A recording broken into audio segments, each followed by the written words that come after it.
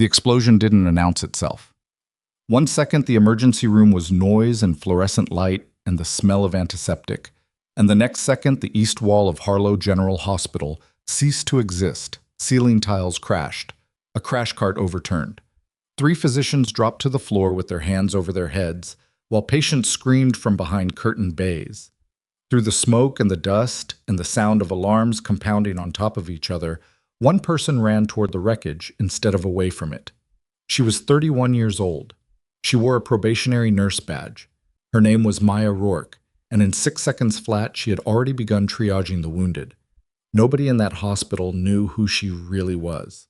Before we go any further, if you're new here, hit that subscribe button right now because this channel is where stories like this one live. Stories about people who were written off, pushed out, and counted for nothing until the moment that counted most. Hit the like button if you want to see more, and drop a comment telling me what city and country you're watching from. I want to see exactly how far this story travels. Now let's get into it. The shift had started the way most Tuesday nights started at Harlow General Hospital in the city of Denton, Virginia, badly and getting worse by degrees. Maya Rourke clocked in at 6:58, 2 minutes before her shift technically began, because she had learned in the first 3 weeks of her probationary period that arriving on time was interpreted by the senior staff as arriving late. She changed into her scrubs in the staff locker room at the end of the east corridor, tied her dark hair back with a rubber band she'd kept on her wrist since morning, and walked out into the emergency department carrying a coffee she hadn't had time to drink. The ER at Harlow General was a medium-sized unit, 22 bays, 2 trauma rooms, 1 dedicated pediatric alcove that also served as overflow whenever the main floor hit capacity, which it did most nights between 8 and midnight. The department was staffed by nurses who had worked there long enough to have opinions about everything and enough collective seniority to make those opinions stick. Maya was not one of them. She had transferred in 6 weeks ago from out of state, listed her previous employment as contractor work in medical support services, which was accurate technically if you understood that the contracts had been with the United States Army and the medical support had taken place in active combat theaters, and had been assigned probationary status pending a 90-day evaluation. The evaluation was being conducted by the charge nurse on the evening shift, a woman named Deborah Vass, who had worked at Harlow General for 19 years and held the specific opinion that new hires who came from outside the hospital's own pipeline were, by definition, not quite to be trusted until proven otherwise. Maya had not yet been proven otherwise, in Deborah's assessment. She was aware of this. She picked up her assignment sheet from the nursing station and scanned it without sitting down. 4 patients from the previous shift, 2 new admits still waiting on labs, and a note from the outgoing nurse that Bay 11 had a patient who'd been asking questions nobody wanted to answer. Maya read the note twice, tucked the sheet under her arm, and went to Bay 11 first. The man in Bay 11 was 63 years old, heavy-set, wearing a dress shirt with the top 2 buttons undone and the kind of shoes that cost more than Maya's monthly rent. His name on the chart was Gerald Parr. He had come in 2 hours earlier complaining of indigestion and mild chest discomfort, had been assessed by the attending on duty, Dr. Marcus Holloway, who was the senior ER physician on the evening rotation and who ran the department with the specific air of a man who believed most problems would resolve themselves if given sufficient time, and had been moved to Bay 11 to wait on a standard cardiac enzyme panel. "You're the 4th nurse tonight," Parr said when Maya stepped around the curtain. "I know," she said. "The shift changed. How are you feeling right now?" "Like I told the last 3 people who asked me that. Not great." He shifted in the bed. "My chest is still tight. I keep telling them it's not indigestion. Tell me what it feels like." He looked at her with the flat skepticism of a man who had told the same story enough times that he'd stopped believing anyone was actually listening. "Pressure," he said. "Not pain exactly. Like something sitting on me. Started in my chest, keeps going up to my jaw sometimes. My left shoulder's been off all day." Maya looked at the monitor. His heart rate was elevated, 94, climbing slightly over the last recorded interval. Blood pressure 140/88. She checked his oxygen saturation, then looked at his face, his color, the way he was holding his arm slightly away from his body without seeming to notice he was doing it. "Has the attending been back in since your initial assessment?" she asked. "Sent a resident. Resident said the enzymes would tell them what they need to know and went away." Maya noted the time on his last vitals, noted the trend, and said, "I'll be back in a few minutes," then went directly to find Dr. Holloway. She found him at the nursing station reviewing a chart on a tablet, standing with his weight on one foot and the other knee slightly bent, the posture of a man who was technically present but mentally somewhere else. He was 51, trim, with reading glasses pushed up on his forehead, and a manner that was not unkind but was consistently preoccupied. "Dr. Holloway," Maya said. "Bay 11, Gerald Parr. I think we should get an EKG now and not wait on the enzymes." Holloway looked up from the tablet. He looked at her badge. "You're on evening rotation?"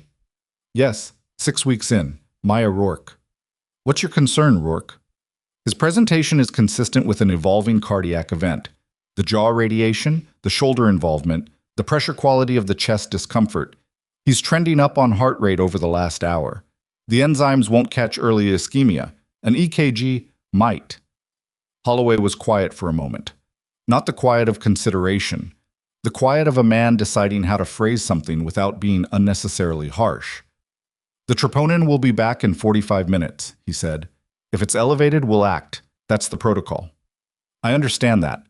I'm saying I think we may not have 45 minutes. That's a significant clinical claim from someone 6 weeks into their probationary period." It wasn't hostile. It was simply stated with the calm certainty of a person who had been making those kinds of distinctions for a long time and saw no reason to examine them tonight. Maya said, "Yes, sir," and went back to Bay 11. She pulled a chair to Parr's bedside. She checked his pulse manually, not because the monitor wasn't doing it, but because she wanted to feel the rhythm herself, the way she'd been taught in a field hospital in a country she wasn't supposed to name, where the monitors were frequently broken or unavailable, and you learned to trust your hands. The rhythm was off. Not dramatically, nothing that would alarm a casual observer, but there was an irregularity in it, subtle, a slight hesitation in the beat that didn't match the clean line the monitor was drawing because the monitor was calibrated for gross arrhythmia. And this wasn't gross anything yet. It was early. It was developing. She went back to the nursing station and documented her findings with specific clinical language. Then she paged the resident. The resident was a second-year named Ortega, who came to the nursing station with the exhausted wariness of someone who had already been paged 4 times in the last hour about things that had turned out to be fine. "Parr in 11, Maya said. "I'm requesting an EKG." Holloway said, "Wait on the enzymes." "I know what he said. I'm documenting a nursing concern and requesting the EKG on that basis." Ortega studied her for a moment. He was 26, newer to this than she was, and he had the specific disadvantage of not yet knowing which battles were worth the energy. He decided this one probably wasn't, and he ordered the EKG rather than argue. The EKG tech was in the room 7 minutes later. The strip printed out 4 minutes after that. Maya read it standing at the nursing station while Ortega looked over her shoulder, and she pointed to what she was seeing without saying anything first, letting him find it himself. He found it. "ST elevation," he said quietly. "Subtle, early, but there." Ortega picked up his pager and went to find Holloway, moving faster than he'd moved all evening.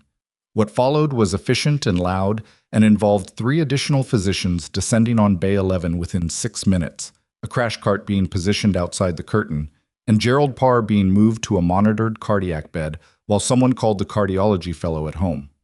The diagnosis that emerged over the next 20 minutes was a STEMI, a ST elevation myocardial infarction, a category of heart attack that required immediate intervention. And the cardiologist who arrived 40 minutes later, a compact woman named Dr. Fenn, who had a reputation for surgical precision and very little patience for delays, reviewed the initial nursing notes and said, in front of 4 people, that whoever had caught this early had likely prevented a catastrophic outcome. Nobody said Maya's name. Holloway looked at her once across the nursing station while the team was working, a look that was neither grateful nor apologetic, but contained something she recognized as the specific discomfort of a man who had been wrong in a way that was going to sit with him.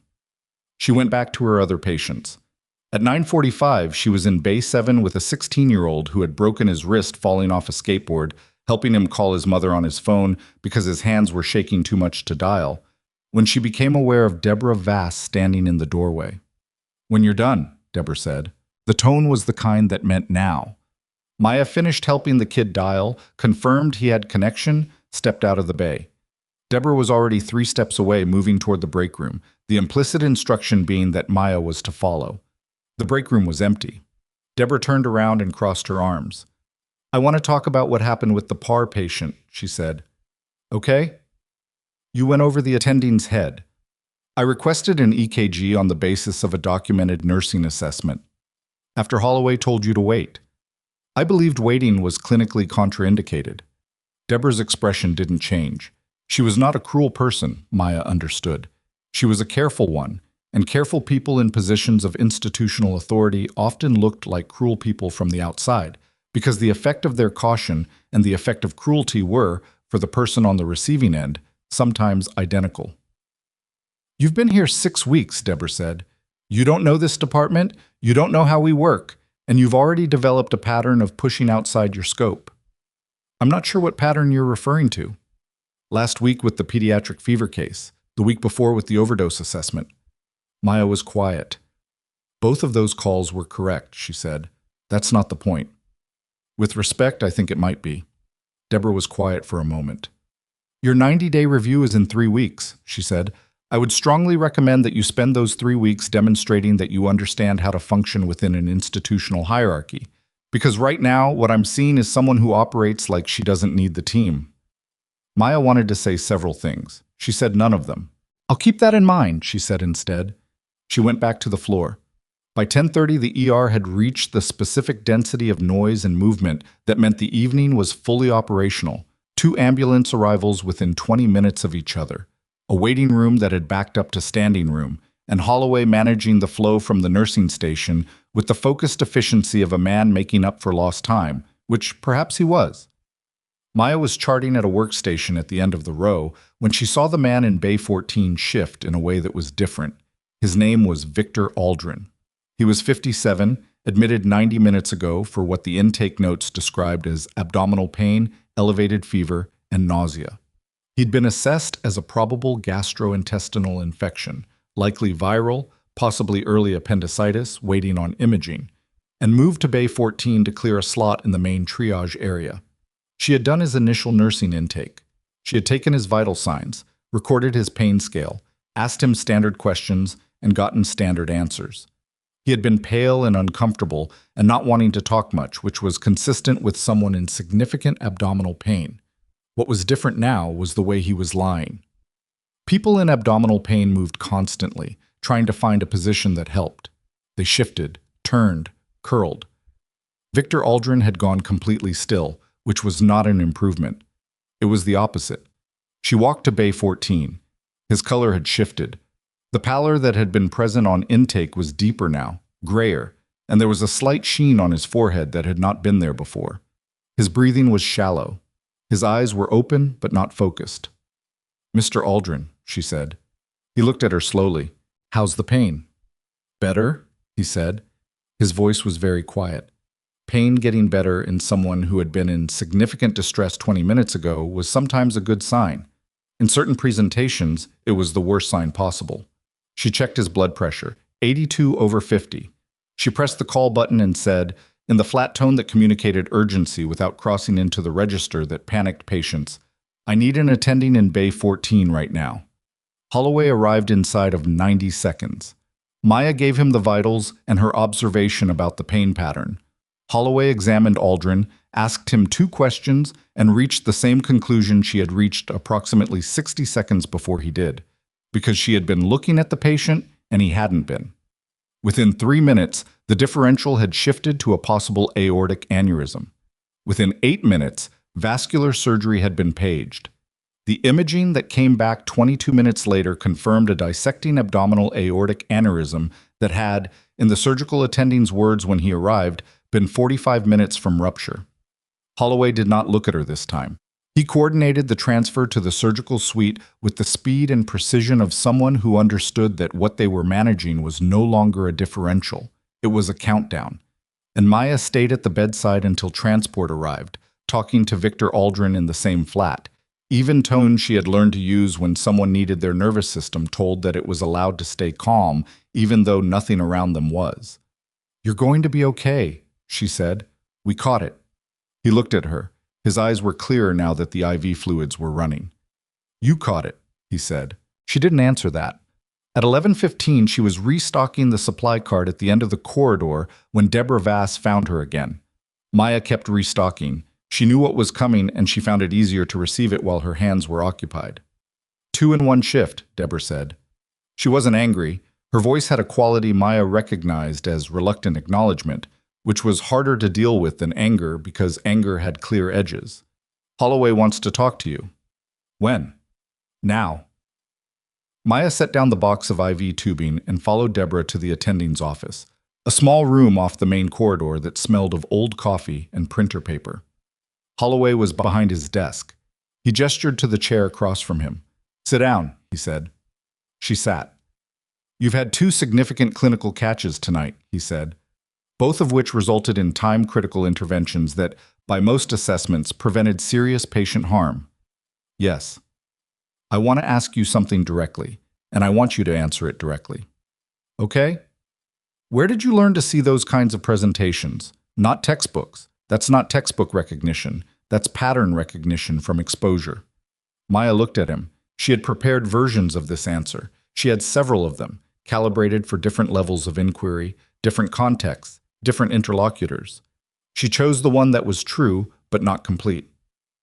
"I spent time in high-acuity environments before I came here," she said. "Settings where missing something early was not recoverable." Holloway studied her. "What kind of settings?" "Contractor work, medical support." He waited. She didn't add anything. He leaned back in his chair and looked at the ceiling for a moment, a gesture that she read as the expression of a man recalibrating something he thought he had already settled. "All right," he said finally. "For what it's worth, you were right both times tonight. I should have ordered the EKG when you asked."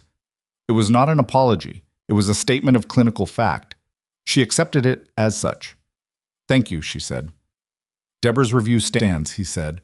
"I want to be clear about that.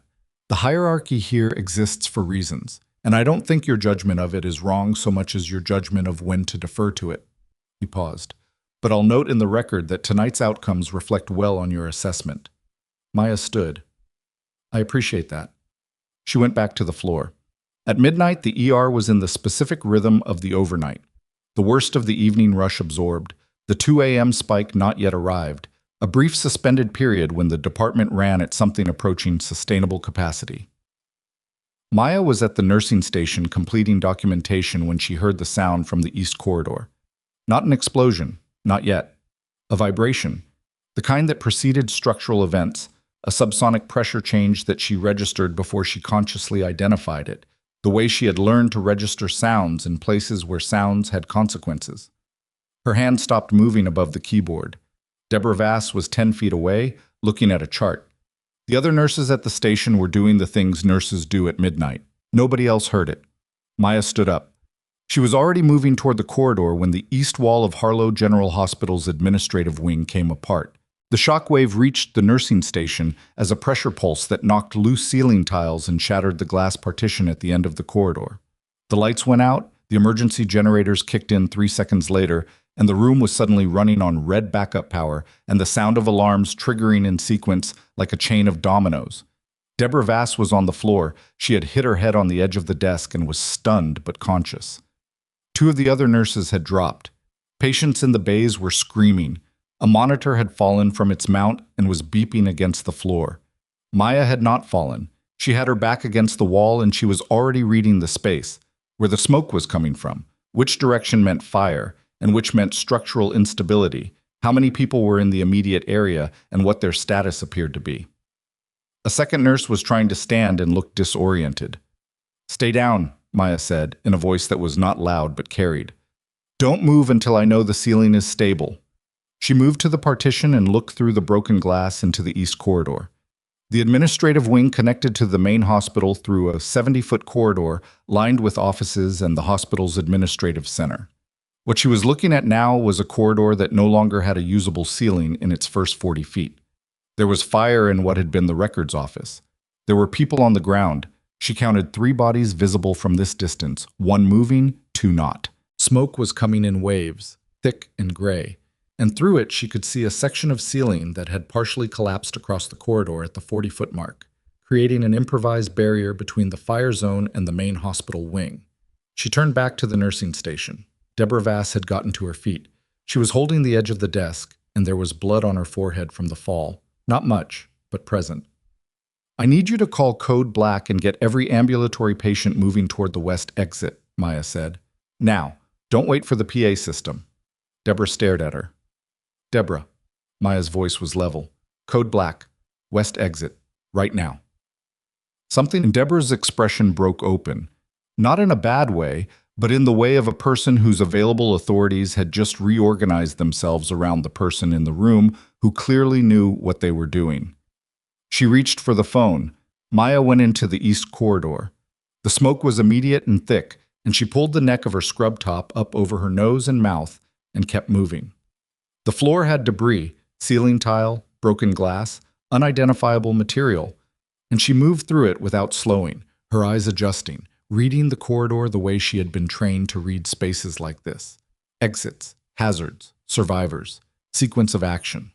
The first person she reached was a man in his 40s in administrative clothing who was conscious and trying to drag himself backward away from the fire.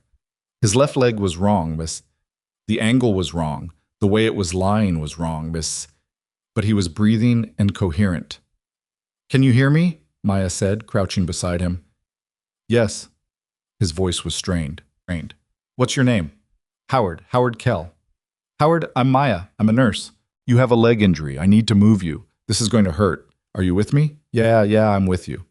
She got him moving in 30 seconds, using a technique that was not taught in civilian nursing programs. A two-point drag that kept his spine aligned and his injured leg supported while she moved him backward with both hands, weight distributed, efficient. She got him to the junction of the main corridor and left him against the wall with clear instructions to stay flat and wait. She went back in. The second person was farther in, closer to the fire. A woman in her 50s, unconscious, breathing but bleeding from a head wound. Maya checked her quickly.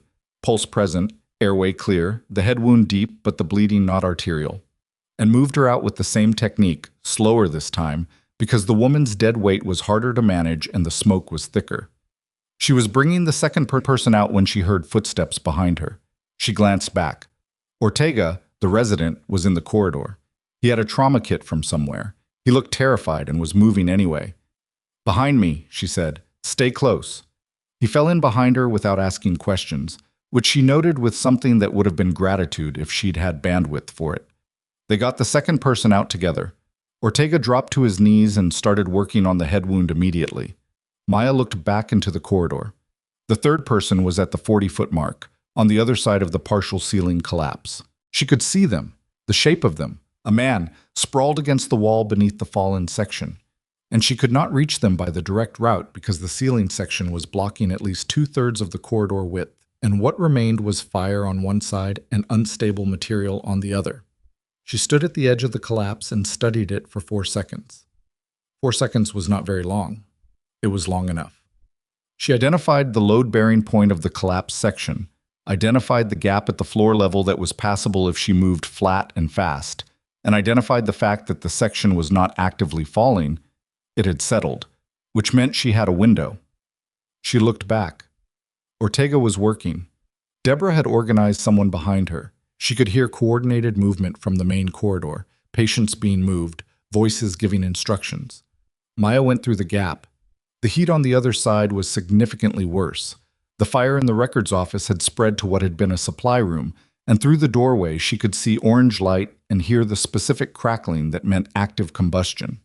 The smoke here was darker, denser, and she was working almost entirely by the red pulse of the emergency lighting. The man against the wall was 60-something, overweight, in dress clothing, a suit that had cost real money, now covered in dust and blood. He was conscious but not entirely oriented. His breathing was labored and she could hear a quality in it that worried her. "Sir," she said. "Sir, can you look at me?" He looked at her. His eyes were unfocused. "My name is Maya. I'm going to get you out. What's your name?" "Gareth," he said. "Gareth Whitmore." She did a 30-second assessment in the dark and the smoke and the growing heat. Possible rib fractures, the way he was guarding his left side, the shallow breathing, the pain quality when she pressed gently at his lateral chest wall. No visible limb deformities. The head wound was superficial. The breathing was her primary concern. If he had a pneumothorax developing, she needed to get him out before his lung collapsed. Mr. Whitmore, I need to move you, and I need to do it fast. There's a gap in the debris behind me. We're going through it on the floor. Do you understand? Yes, he said. It came out slowly. I need you to keep breathing and stay with me the whole time. That's your only job. Can you do that? Yes. She got him moving. It was not clean. It was not smooth. It was 72 seconds of controlled exertion in a smoke-filled corridor with a man who weighed 240 pounds and could not assist his own movement through a gap in a collapsed ceiling section that she had measured with her eyes and was now discovering was approximately 3 inches narrower than she had estimated. She got him through it by rotating his shoulders at an angle she was fairly certain he would feel for a week, maintaining his airway with one hand while dragging with the other, talking to him the entire time in the flat, even tone that told his nervous system that whoever was in charge had done this before. She got him to the main corridor. Ortega was there. Another nurse was there, but one of the evening staff, a man named Teo, who had apparently come back into the danger zone without being asked, which she filed away as information about him. Possible left-sided pneumothorax, Maya said, handing Whitmore off. Rib involvement. Watch his breathing quality. Needs imaging now and a chest tray standing by. Teo and Ortega took him. Maya stood up. The east corridor behind her was now fully involved in the first 40 feet. The collapse had held.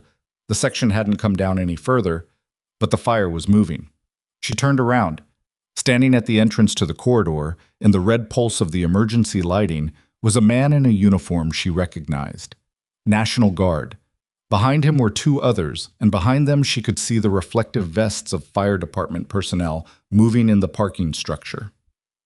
The guard officer was looking at her. He was looking at the way she was standing, the way she had come out of that corridor, the way she had handed off the patient with clinical brevity and turned around to assess without sitting down. He took a step toward her. "Ma'am," he said, "are there more people inside?" "I don't know," she said. "I cleared what I could reach. The fire has the first 40 feet of the east corridor. There's a section of ceiling down at the 40-foot mark that's currently holding." He was still looking at her with a specific expression. "You went in there," he said, "before we got here." There were people. He was quiet for a moment. "What's your background?" he said. Maya held his gaze for 2 seconds. "Nurse," she said. "Probationary." His eyes didn't move. And then, from deeper in the building, from somewhere in the part of the hospital that the fire hadn't reached in the direction of the main lobby, came a second sound. Not a vibration this time, a sound she knew, the specific hollow crack of a secondary device. Her body responded before her mind finished the thought, dropping her center of gravity, putting her back against the wall, scanning the corridor for the direction of the pressure wave. The guard officer had dropped too. His hand was on his radio. Maya looked at him across the distance between them, and something shifted in the air between 2 people who had both recognized the same thing at the same moment. This had not been an accident, and it was not over. The crack of the secondary device echoed through the main lobby, and the guard officer was already on his radio before the reverb died, his voice clipped and fast, calling in the second event with the coordinates and the building designation, while Maya was already moving down the interior corridor toward the sound. He grabbed her arm. "Ma'am, stop." "That came from the lobby," she said. "There are patients in the lobby. We have personnel moving." "How far out?" He didn't answer that, which was its own answer. She pulled her arm free. Not hard, just decisive. The specific motion of a person who has already made the calculation and is past the point of debate. He let her go, which told her something about him, and she went.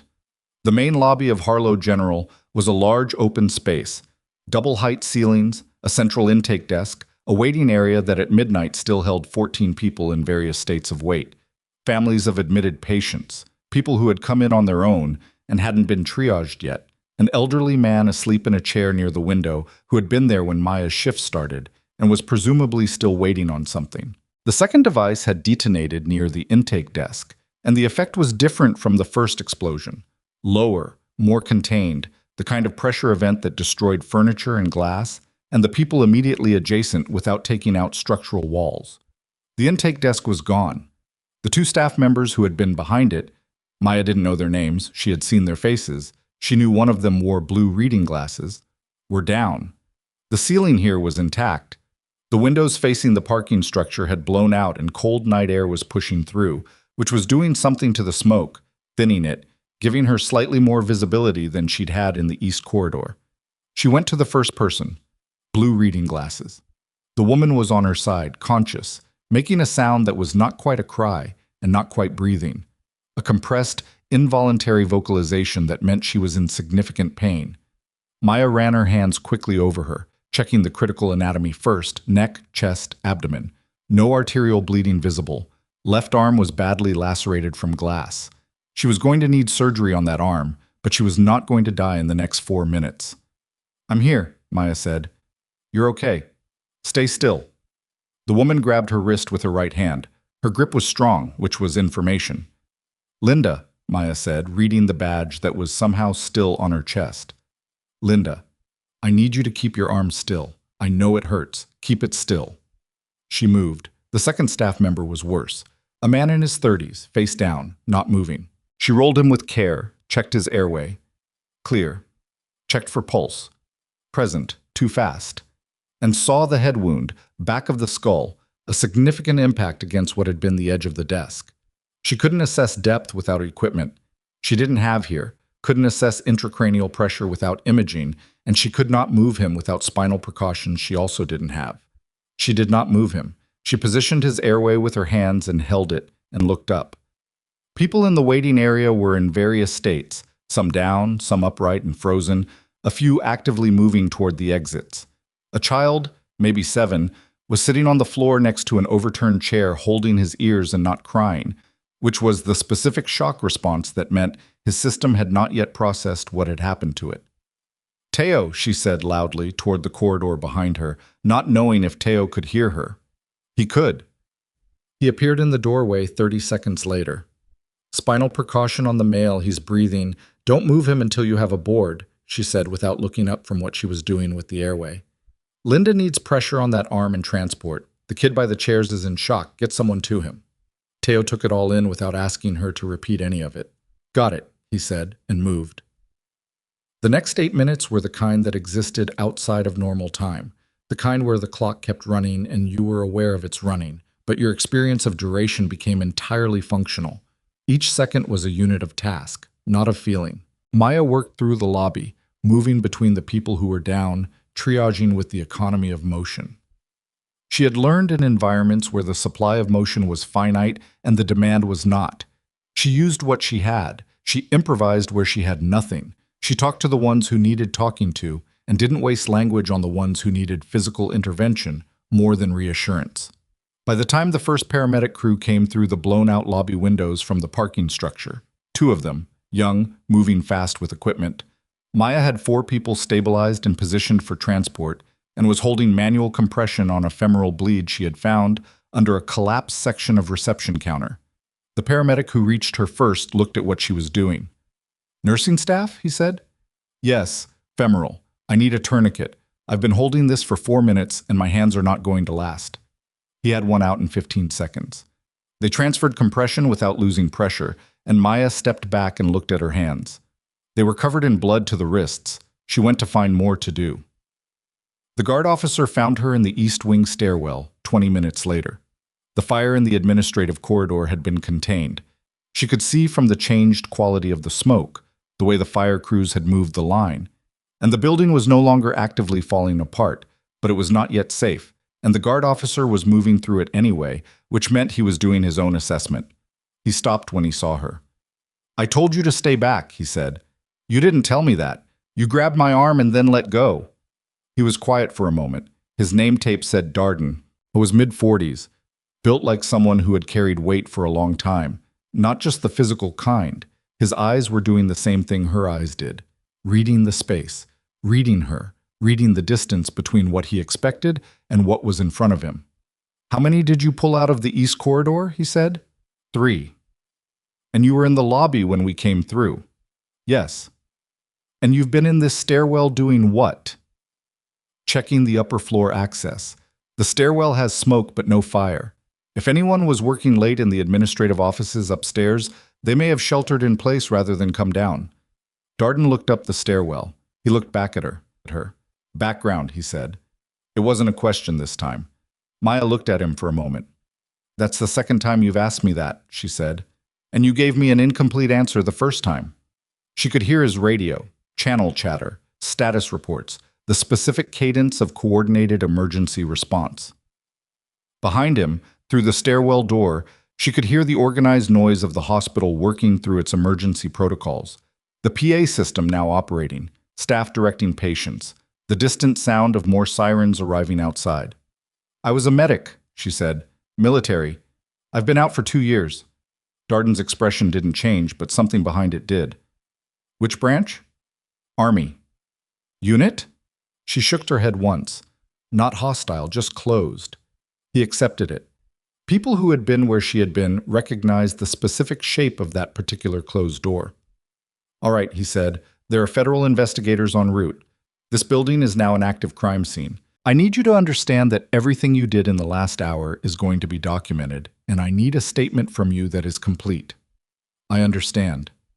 Including what you did in the East Corridor before we arrived. I understand that too. He held her gaze. You know what you walked into in there.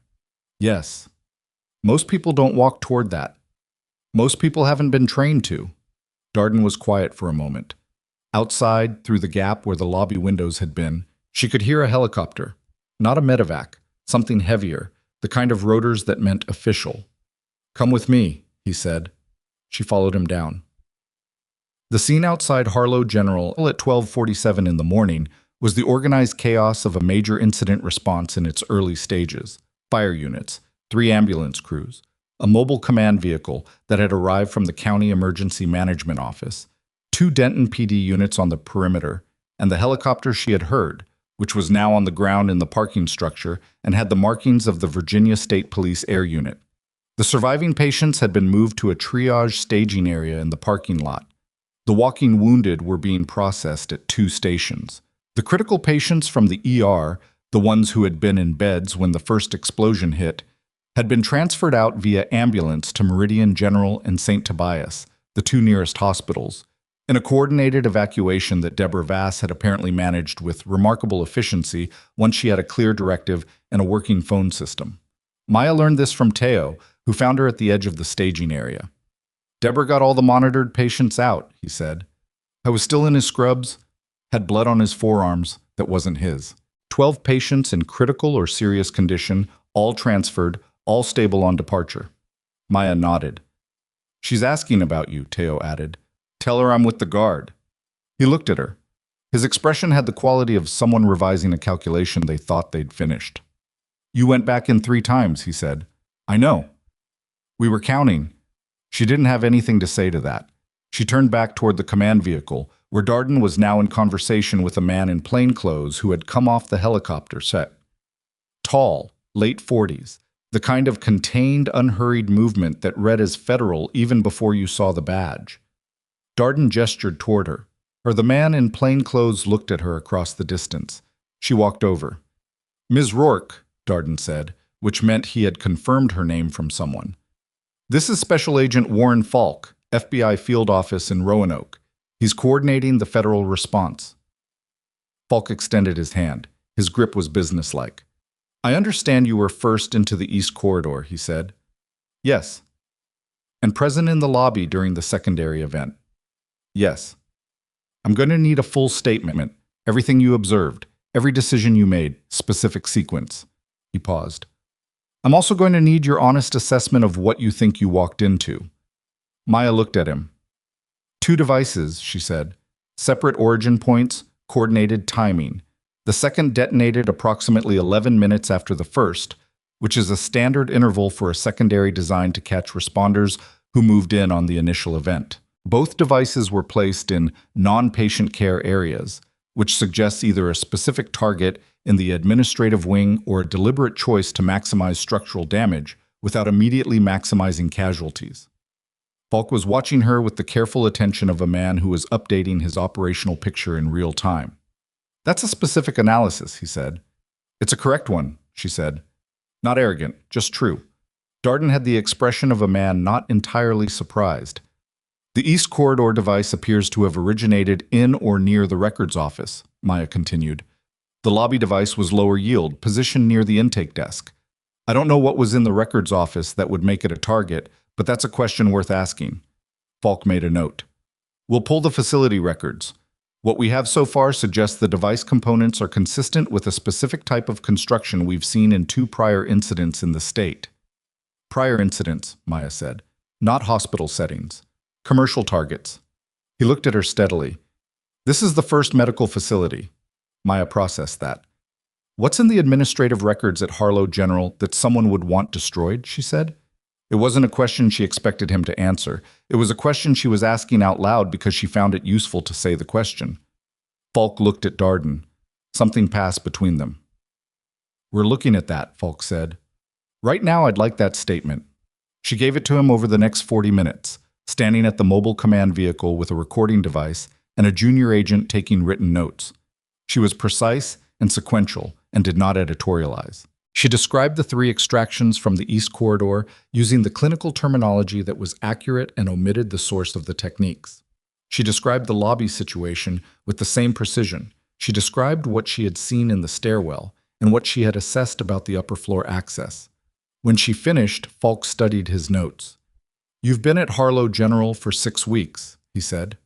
Yes. Previous employment in medical support services. Yes. Military contractor work. Yes.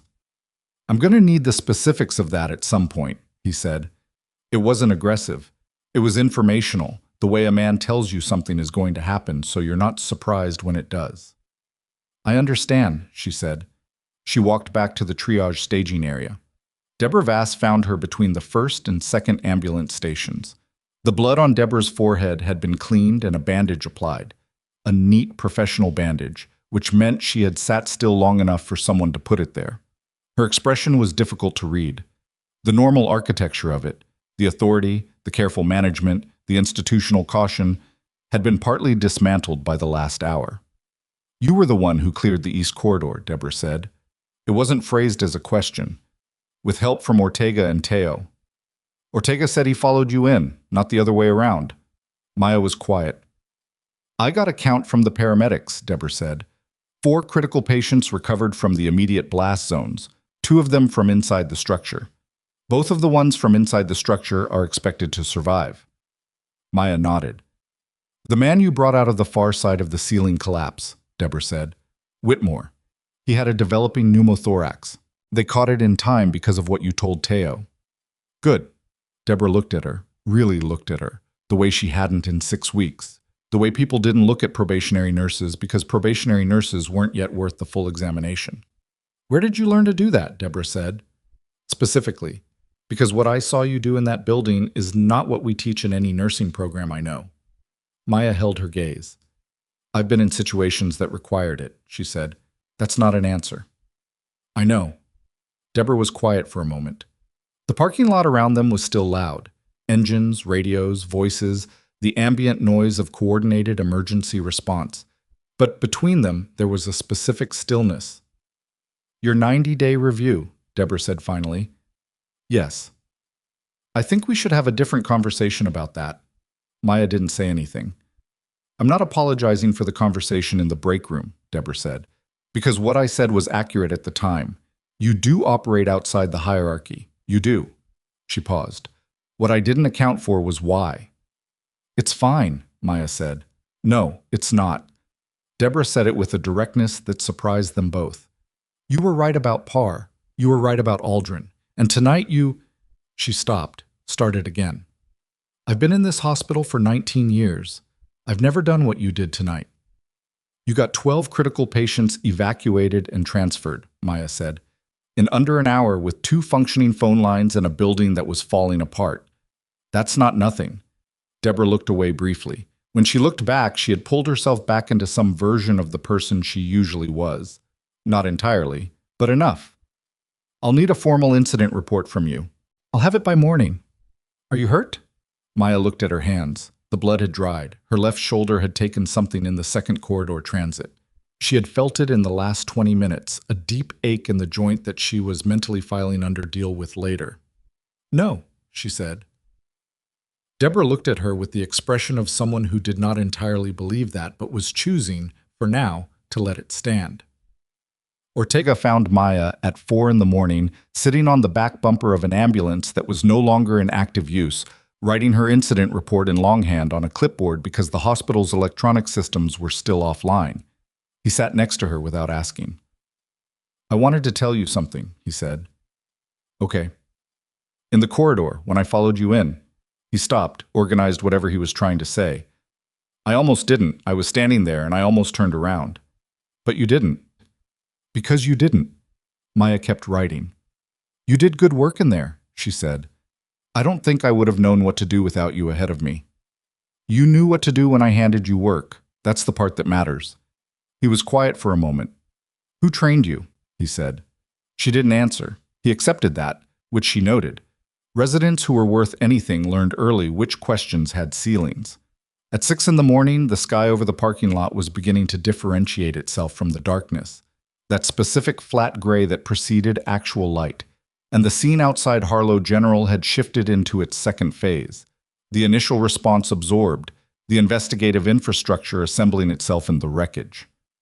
Falk's team had been inside the building for 2 hours. She could see the evidence markers from the parking lot, the yellow tags visible through the blown-out lobby windows, methodical, covering the blast radius in sequence. She was about to go find somewhere to sit indoors when her phone buzzed.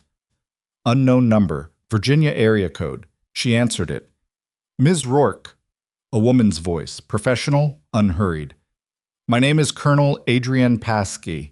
I'm with the Army Criminal Investigation Division, out of the Pentagon Liaison Office." Maya was very still. "I understand you had quite a night," Paskey said. "How did you get this number?" Maya said. "We've been aware of your placement at Harlow General for the past 3 weeks, Pask said. "I'll explain why when we speak in person. That conversation needs to happen today." A pause. "It's not optional, I'm afraid.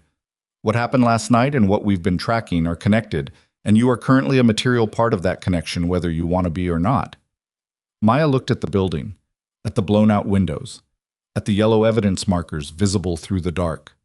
"Connected how?" she said. "The records that were destroyed in the East Corridor," Pask said. "We know what was in them. We know why someone wanted them gone." Another pause, shorter. "And we know that Victor Aldrin, the patient you saved last night with the aortic aneurysm, is not who he presented himself to be at intake." The cold air off the parking lot pushed through the space where the lobby windows had been. Maya's hand tightened on the phone. "Who is he?" she said. "That's what we're going to talk about," Paskey said. "Today. In person." The line clicked off. Maya stood in the early gray morning outside a hospital that someone had tried to destroy and looked at the blank screen of her phone and thought about the 42 minutes she had spent keeping Victor Aldrin's nervous system calm while she waited for his transfer, the things he had said in those 42 minutes, the things she had filed away as the words of a frightened patient and was now re-examining in an entirely different light, and about the fact that the colonel had said, "We've been aware of your placement," which meant someone had been watching before last night, which meant last night had not been the beginning of this.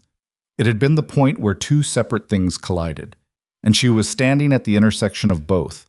She spent 4 minutes standing in the parking lot after the call ended, not because she needed 4 minutes to process what Paskey had said, but because she needed 4 minutes to put herself back in order before she walked into whatever came next. The shoulder was worse than she had told Deborah. She could feel the specific quality of the pain now, deep, muscular, the kind that came from a loaded drag across uneven debris, and she rolled the joint twice, gently, cataloging the range of motion. Not dislocated, badly strained probably, with some soft tissue involvement she would feel for 2 weeks. She filed it under manageable and stopped thinking about it.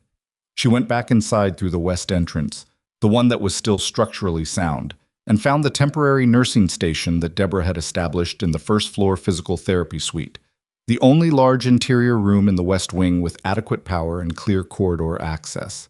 3 nurses were working there. The hospital census was down to 11 patients, the ones who had been too fragile to transfer and were being maintained with mobile monitoring equipment until the clinical situation stabilized. The East Wing was locked and cordoned, The administrative level was a federal crime scene. Harlow General, in the early morning of what was now Wednesday, was a building with bones and no skin. She found Teo at the supply station and asked him to cover her patients for 2 hours. He looked at her shoulder without commenting on it and said yes. She went to the staff room that had not been damaged. A narrow room near the back stairwell, 2 vinyl couches, a microwave, a stack of outdated medical journals, and sat down and opened her incident report clipboard and finished writing what she had started on the ambulance bumper. It took 40 minutes. She was precise. She used clinical language and operational sequence, and she left out everything that Colonel Paskey had said and everything that she had deduced from it, because those were 2 different documents, and she understood, instinctively, that mixing them would create problems she could not yet see the full shape of. At 7:15, Special Agent Falk's junior agent, a woman named Reyes, early 30s, fast eyes, came and collected the report. "Agent Falk wants to know if you're available for a follow-up at 10, Reyes said. "I have something at 9, Maya said. Reyes wrote it down without asking what. That was professional discretion or operational awareness, and Maya wasn't sure which, and it didn't matter. She slept for 45 minutes on one of the vinyl couches, set a phone alarm, woke up without needing it, and washed her face in the staff bathroom. She changed into a clean set of scrubs from the emergency supply Deborah had organized, 2 sizes too large but clean. She drank coffee that tasted like it had been made in a different decade and looked at herself in the mirror above the sink for approximately 3 seconds, which was enough. At 8:45, she was in the parking lot. A dark blue government sedan was there, idling near the south entrance, and the woman who got out of it when Maya approached was Colonel Adrian Paskey. She was smaller than the voice on the phone had suggested. Compact, maybe 50, with close-cropped gray hair and the bearing of someone who had spent decades in rooms where decisions had weight. She wore plain clothes, a dark jacket, charcoal slacks. But the posture under the civilian clothes was not civilian posture. She shook Maya's hand with a grip that was direct without being performative. "Ms. Rourke," she said, "or would you prefer Sergeant Rourke?" "I've been out 2 years," Maya said. "Ms. is fine." "Let's walk." They walked the perimeter of the parking lot, away from the working units and the evidence teams, toward the far edge where the lot met a strip of chain-link fence, and beyond it, a service road. The morning was cold, overcast, the kind of flat November sky that gave no information about what the day intended to do. "I'll start with what I can tell you," Paskey said. 3 months ago, the Army CID received a tip about a pattern of falsified medical records being run through military-affiliated civilian contractors. The records weren't military records directly. They were civilian hospital records, selectively modified, for patients who had prior military connections. The modifications were subtle, diagnosis alterations, procedure records adjusted, the kind of changes that wouldn't be caught in a routine audit, but that would matter enormously in a legal or financial context. Maya was listening. She was also watching the perimeter, not anxiously, just the way she had been trained to watch. Harlow General was identified as one of 5 facilities where the pattern appeared, Paskey continued. The administrative records in the East Corridor contained the source documentation, the originals, unmodified. Someone had apparently maintained a parallel paper trail, possibly as insurance. "And someone found out about the paper trail," Maya said. "Yes. And destroyed it. Tried to. The records office had a fireproof document safe that survived the explosion. The safe is now in federal custody." Paskey paused. "What was in the safe is relevant to a federal investigation that has been running for 14 months. It is relevant to approximately 63 individuals, some of whom have military records, some of whom have pending litigation, and at least 3 of whom are currently serving in federal or state government." Maya stopped walking. Paskey stopped beside her. "Victor Aldrin," Maya said. "Victor Aldrin is a name on a driver's license," Paskey said. "The man in Bay 14 last night is a federal contractor named Raymond Sewell. He has been under witness protection for 7 months. He is the primary material witness in the litigation I just described." The morning air was still. A crow was doing something on the chain-link fence 30 feet away, a specific persistent activity involving something it had found, and for a moment that was the loudest thing in the space. "He was admitted under a false identity," Maya said. "He was admitted in an emergency. He didn't have the ability to be selective about which hospital the ambulance took him to." Paskey looked at her. When you stabilized him and stayed with him until transfer, you kept a federal material witness alive. That's not a small thing. I didn't know who he was. No, but someone else in that hospital did. Maya turned that over. The bombing wasn't random, she said. It was timed. We believe it was triggered when Sewell's presence in the hospital was identified. Someone in the building, or with access to the building's intake records, communicated his location. You have an informant inside Harlow General. We had one, Pask said, the past tense doing specific and heavy work. We believe that person was in the administrative wing when the first device detonated. Maya thought about the two bodies that had not been moving when she first looked through the broken glass partition into the east corridor. She thought about the fact that she had gotten 3 people out, and there had been a 4th, deeper in, that the fire had reached before she could. Who was it? She said. I can't tell you that. Was it someone I knew? You've been here 6 weeks, Paskey said. I don't know who you knew. It was a careful answer. Maya filed it. Why are you telling me any of this? She said. Paskey turned to look at her directly. Because you have a specific skill set, a current active presence in this facility, and you have already demonstrated tonight that your judgment in a crisis is sound. The investigation is escalating. The people responsible for last night know that the safe was not destroyed. They know the paper trail survived. They will try again to suppress it, and they will try in a more targeted way because the bombing approach failed. She paused. We need someone inside Harlow General who understands what's at stake and who we can trust to recognize a threat when they see one. Maya studied her. You want me to stay here? I want you to continue doing what you're doing, Paskey said, which is working as a nurse, being present, observing, and if something happens that requires the kind of response you demonstrated last night. She didn't finish that sentence, because finishing it would have named something both of them understood without naming. I'm a probationary nurse, Maya said. I'm 3 weeks from a review that may not go my way. I've spoken with the hospital's chief of medicine this morning, Paskey said. Your status is not going to be an obstacle. You spoke with Holloway at... Maya checked the time. Before 8 in the morning after a federal bombing event. I spoke with the hospital's chief of medicine, Paskey said again, which was not quite a confirmation of Holloway specifically, and was doing something deliberate with the distinction. Maya looked at her. Who else inside this hospital knows what you just told me? That's the right question, Paskey said. And the honest answer is that we don't know. That's part of the problem. They stood at the chain link fence for another moment. The crow had accomplished whatever it was doing and was gone. I need to be back inside by 10, Maya said. I know, Paskey said. One more thing. She reached into her jacket and produced a card. Plain, no logo, just a phone number. This number is monitored. If something happens that you assess as time critical, you use this first. Not Falk, not local law enforcement, this. Maya took the card. She looked at it once, committed the number, and put it in her breast pocket. Paskey went back to the sedan. Maya went back into the hospital. The next 6 hours were the specific work of the aftermath, the kind of labor that happened after a crisis when the acute phase was over, and what remained was the grinding, unglamorous task of holding the institution together with what was left.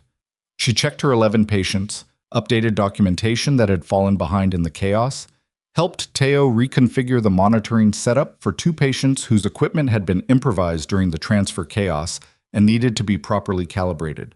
She ate something from the staff room at 11, a package of crackers and a container of peanut butter that someone had left, possibly weeks ago, and drank more bad coffee. At 12:30, Deborah found her in the corridor outside the physical therapy. Holloway wants a department meeting at 2, Deborah said. All available staff. I'll be there. Deborah started to go, stopped. Rourke. Maya waited. The man from the guard. Darden. He's been asking about you. What kind of asking? The kind where he already seems to know the answers and is checking whether he has them right. Deborah studied her. He said you carried someone out through a ceiling collapse. The collapse was partial. He seemed impressed. He seemed like someone who doesn't impress easily, Maya said. So I'll take that. Deborah's expression did something complicated. Not quite warmth.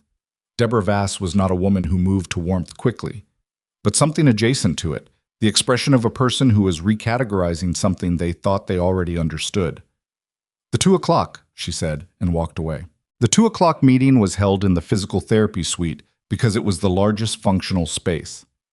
11 staff members were present, a mix of nursing, 2 residents including Ortega, 1 attending, and the hospital administrator who had been on call the previous night, a thin, harried man named Preston Garve, who ran the meeting with the energy of someone trying to project competence while operating on no sleep and a great deal of institutional anxiety. Holloway was not at the meeting. Maya noted that. Garve gave a status update, damage assessment, timeline for reoccupying the building, coordination with federal investigators, the hospital's legal team, insurance adjusters who were apparently already involved, which told you something about how institutions oriented themselves in a crisis. He talked for 12 minutes. He used the words unprecedented and challenging and going forward at intervals that suggested he had a template somewhere. When he finished, Ortega asked the question that was in the room. Has anyone identified who placed the devices? Garve looked at him with the expression of a man who had been hoping that question would not be asked. The investigation is ongoing, he said. Is Harlow General specifically targeted? Ortega said. Or were we incidental? I'm not in a position to, because if we're specifically targeted, Ortega said, that changes the security calculus for staff who are going to be in this building for the next several days. He wasn't wrong.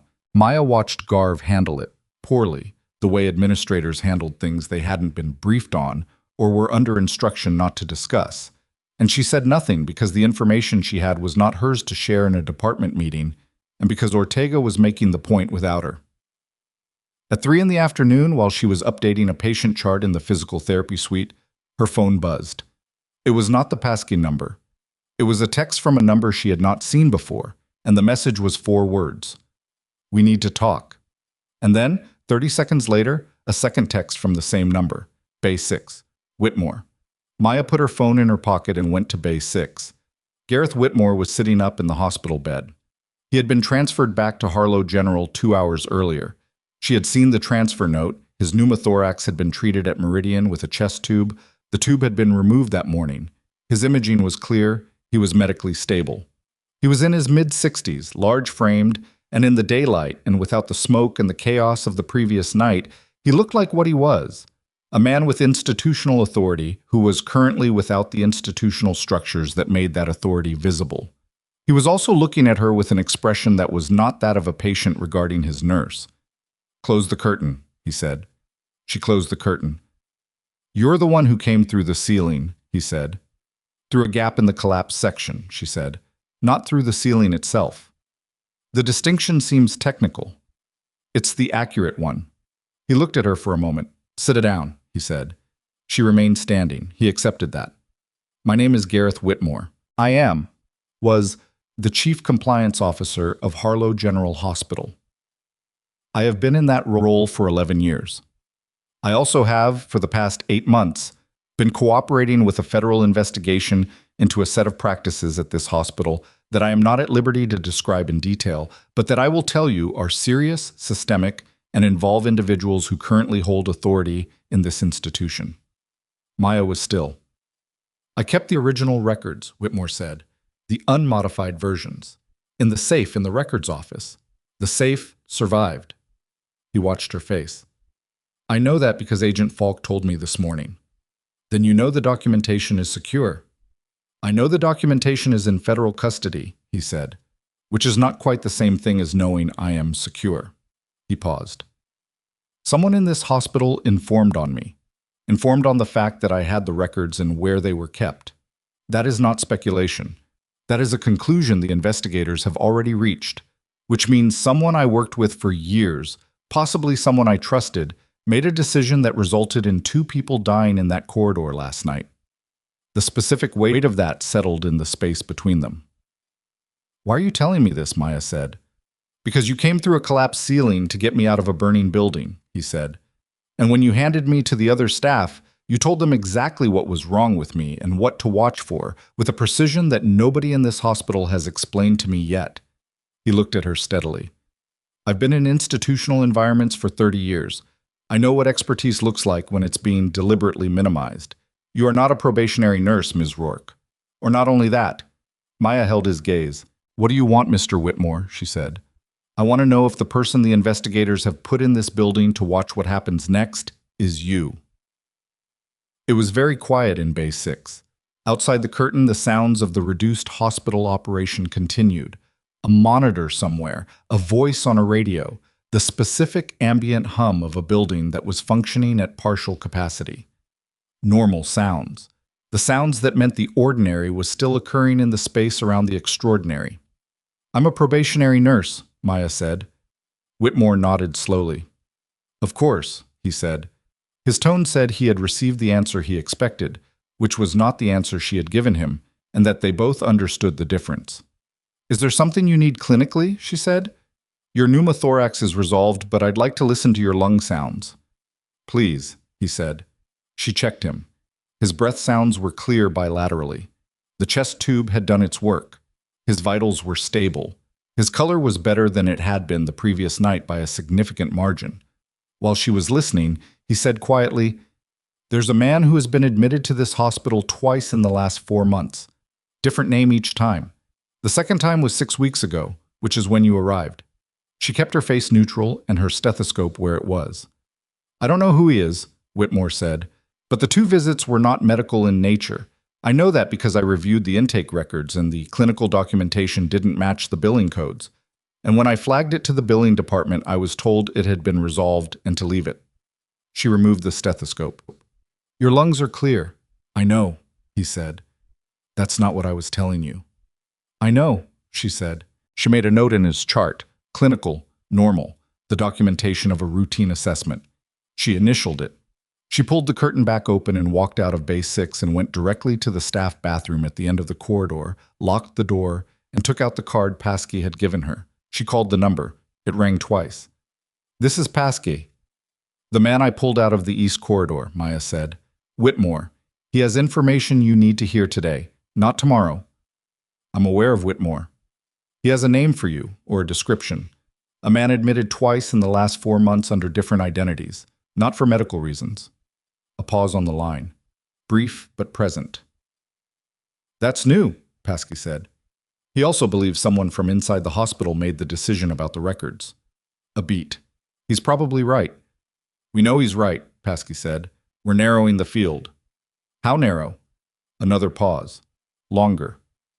3 people had access to the safe combination and the records catalog, Pasky said. "Whitmore is one. The other 2 are currently employed at Harlow General."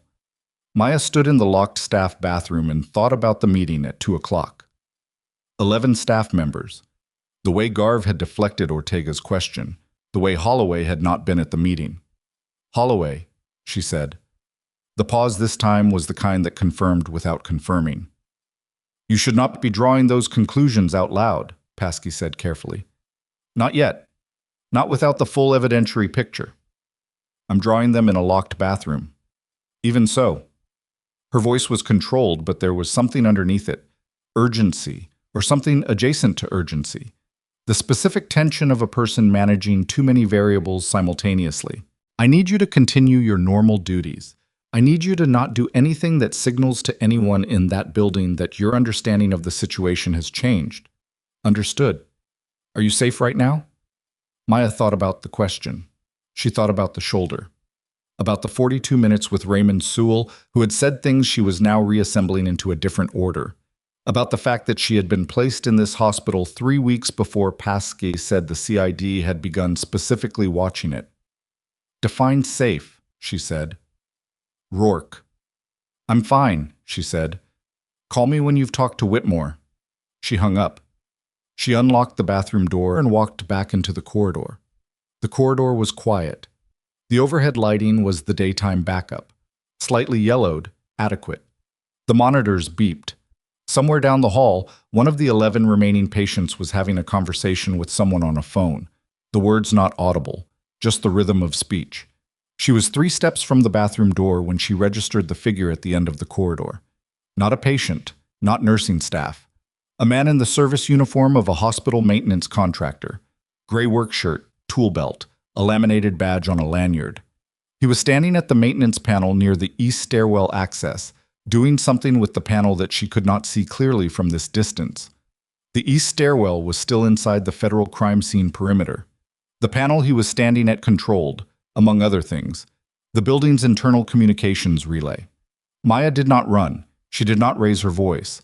She walked, measured, not slow, back toward the physical therapy suite while keeping the man in her peripheral vision, and she took out her phone. She did not call the passkey number. She called Darden. He picked up on the second ring. "I need you at the east stairwell access on the main floor," she said quietly. "Now." Maintenance contractor, gray shirt, tool belt. He should not be inside the crime scene perimeter. A pause. 1 second. 2 minutes, Darden said. She put the phone away and kept walking, and did not look back at the man at the panel, and counted seconds in her head the way she had been trained to count them in situations where the next 2 minutes would determine everything about everything that came after. She made it to the physical therapy suite doorway. She turned casually, the way anyone would turn in a corridor. The maintenance contractor had looked up. He was looking directly at her. And the specific quality of that look. Not the look of a man caught doing something embarrassing, not the startled look of someone interrupted at legitimate work, but the flat, rapid assessment look of a person calculating distance and options, told her with a clarity that required no analysis that he was not there to fix anything. She held his gaze for exactly the 2 seconds it took her to decide, and then she moved. She moved toward him, not away. It was the counterintuitive choice, and it was the correct one. Running put distance between her and the panel, which meant whatever he was doing to the communications relay would be unobserved and uninterrupted for however long it took Darden to arrive. Moving toward him closed the distance and forced him into a decision before he was ready to make one. He made it anyway. He turned from the panel and walked, not ran, walked, the specific controlled pace of someone who understood that running in a hospital corridor created witnesses and witnesses created problems, toward the east stairwell door. The door that was supposed to be inside the federal crime scene perimeter. The door that he apparently had access to anyway. Maya was 15 feet behind him when he pushed through it. She did not follow him through the door. She stopped at the door and put her hand flat against it and listened for 2 seconds. Footsteps on stairs, going up, not down.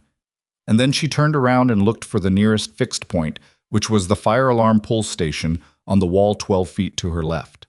She pulled it. The alarm was immediate and loud and covered the entire building, and within 30 seconds the corridor had people in it, patients who could walk, nursing staff moving toward established evacuation routes, the automatic response of an institution that had drilled this and was running the drill with the heightened urgency of a building that had experienced the real version less than 18 hours ago. In the noise and the movement, Maya positioned herself at the east stairwell door and waited. Darden came from the south entrance at a run, which meant he had been closer than 2 minutes. He had been in the building already, which she filed as information. "Stairwell," she said when he reached her. "Gray shirt, going up." He was at the communications panel. Darden had his radio up before she finished the sentence. He communicated in the clipped, coded shorthand of someone who had done this enough times that the language of emergency was his first one. And while he was doing that, 2 of his guard personnel came through the south entrance behind him, and he pointed one of them at the stairwell door without breaking transmission. "Stay here," he said to Maya. She stayed. Not because she was told to, but because the stairwell situation was his and her utility was in the corridor, watching the panel, watching who else in the building reacted to the alarm in ways that were not consistent with alarm response. She watched. Most of the staff moved correctly, toward patients, toward exits, toward the established emergency positions. One person moved wrong. Preston Garve, the hospital administrator, came out of the administrator's temporary office, a repurposed examination room near the west entrance, and went not toward the evacuation assembly, but toward the physical therapy suite, which was where the mobile communications equipment had been set up. He moved with purpose and without urgency, which was the specific movement of a man who knew the alarm was not a fire and wanted to reach something before other people reached it. Maya followed him. He didn't notice her until he was inside the physical therapy suite with his hand on the laptop that served as the hub for the hospital's temporary internal communications relay, the system that had been rerouted through this room after the East Wing damage. He noticed her when she said his name. "Mr. Garve." He turned. His hand was still on the laptop. His expression went through several things in approximately 1 second: surprise, calculation, and then a practice settling into something that was designed to look like authority, but was actually closer to performance. "Rourke," he said. "The alarm." "Isn't a fire," she said. "You know that." He looked at her. The performance held, but something underneath it had shifted. The specific micro-adjustment of a person who is determining how much the person in front of them knows. "I'm not sure what you're suggesting," he said. "I'm not suggesting anything," she said. "I'm observing that you came to this room, specifically, during an emergency alarm, and that your hand is on the communications hub." She paused. "Step away from the laptop." He didn't move for 3 seconds. Those 3 seconds told her most of what she needed to know. "I'm the administrator of this facility," he said. "I don't take instructions from a probationary nurse," she said. "I know. Step away from the laptop." He stepped away. Not because she had authority over him, because someone appeared in the doorway of the physical therapy suite behind her. She heard the footsteps before she saw the reaction on Garv's face. And when she glanced back, it was Reyes, Falk's agent, who had clearly been directed here by someone and was now reading the room with the quick, comprehensive attention of a person who was very good at her job. "Mr. Garv," Reyes said, "could you come with me, please?" It was phrased as a request. It was not a request. Garv looked between Maya and Reyes and made the calculation that people made when they understood the calculation was already made. He went with Reyes without speaking. Maya stood in the physical therapy suite for a moment alone. The alarm was still sounding. Through the window, she could see the parking lot, staff and patients at the assembly points, the organized mill of emergency response. The laptop on the table was untouched. She did not touch it. She went back to the east stairwell. Darden was in the corridor outside it. The door was propped open and she could hear activity in the stairwell. Multiple people, movement, the specific sound of a situation being contained rather than escalating. "They got him on the 3rd floor, Darden said. He looked at her. "He had a secondary device." The words landed with their full weight. "How big?" she said. "Small, targeted. It was positioned at the junction of the building's primary and backup power supply conduits." He paused. "If it had gone off, the hospital would have lost all power. Every piece of monitoring equipment in the building would have gone offline simultaneously." Maya thought about 11 patients. 11 patients on various degrees of monitoring equipment. The 3 who were on continuous cardiac monitoring. The 1 in the physical therapy bay whose arterial line required powered pressure monitoring. She thought about it for the 2 seconds it needed and then put it somewhere manageable. "The communications panel he was working on," she said. "We're looking at it now," Darden said. "Preliminary read is he was attempting to disable the internal alert system. If the power device had gone off without the alarm triggering, we would have had a facility-wide power failure with no internal warning capability. And 11 patients, some of whom would not have survived the interruption." "Yes." She looked at him. "This is not the same as the bombing last night," she said. "Last night was about the records. This is about the witness." Darden held her gaze for a long moment. "Sewell," she said. "Raymond Sewell. I know he's here. I know what he is. The power failure would have created a window. Monitoring down, communications down, staff in emergency response mode. One person, knowing which room he was in, could have reached him in that window." Darden said nothing. "The man in the gray shirt," Maya said. "He's not the top of this." "No," Darden said. "He's not." "Garv?" "Garv is a thread," Darden said. "We don't know yet what he connects to." She looked at the stairwell door. "You were already in the building when I called." "Yes." "Why?" He was quiet for a moment. The specific quiet of a man deciding what he was authorized to say. "We received information this morning that a third party connected to the bombing network had entered the Denton area," he said. "We were in the process of increasing the physical security profile of this building when your call came in. You knew something was coming and you didn't close the building. We didn't have enough to close it. We had enough to watch it." Maya understood that logic. She did not like it, but she understood it, and understanding it and liking it were separate operations. "Sewell needs to be moved," she said. "That decision is above my authority level." "I know. Make the call anyway." He looked at her with the expression of a man who was recalibrating, for the 3rd or 4th time since he'd met her, the specific weight he was assigning to her judgment. He made the call. She went to find Teo and Ortega and told them, without giving reasons, that the patients in the building were being moved to heightened monitoring status, and that nobody who was not regular staff was to enter any patient bay without a nursing escort. She said it in the tone that communicated that this was current and serious, and both of them received it in the same spirit it was given. Teo said, "What's happening?" "I'll know more in an hour," she said. "Until then, watch the floor." At 4:30, Falk arrived. Not just Falk and 3 additional agents she hadn't seen before, and behind them a woman in a dark jacket with a Pentagon ID badge that she showed to Darden at the entrance and then put away. And Maya recognized her before she was close enough to confirm the close-cropped gray hair. Pasque. She had come herself. Maya intercepted her before she reached Darden. "The device in the stairwell," she said. "I've been briefed," Pasque said. "Garv. In federal custody as of 40 minutes ago. He's talking." She said it with the flat certainty of someone who had sat across from enough people in that situation to know the ones who talked from the ones who didn't, and Garv was the kind who talked. He confirmed 2 names. One of them is on his way out of the country. We have CBP moving on that. The other one, she stopped, is still in this building, Maya said.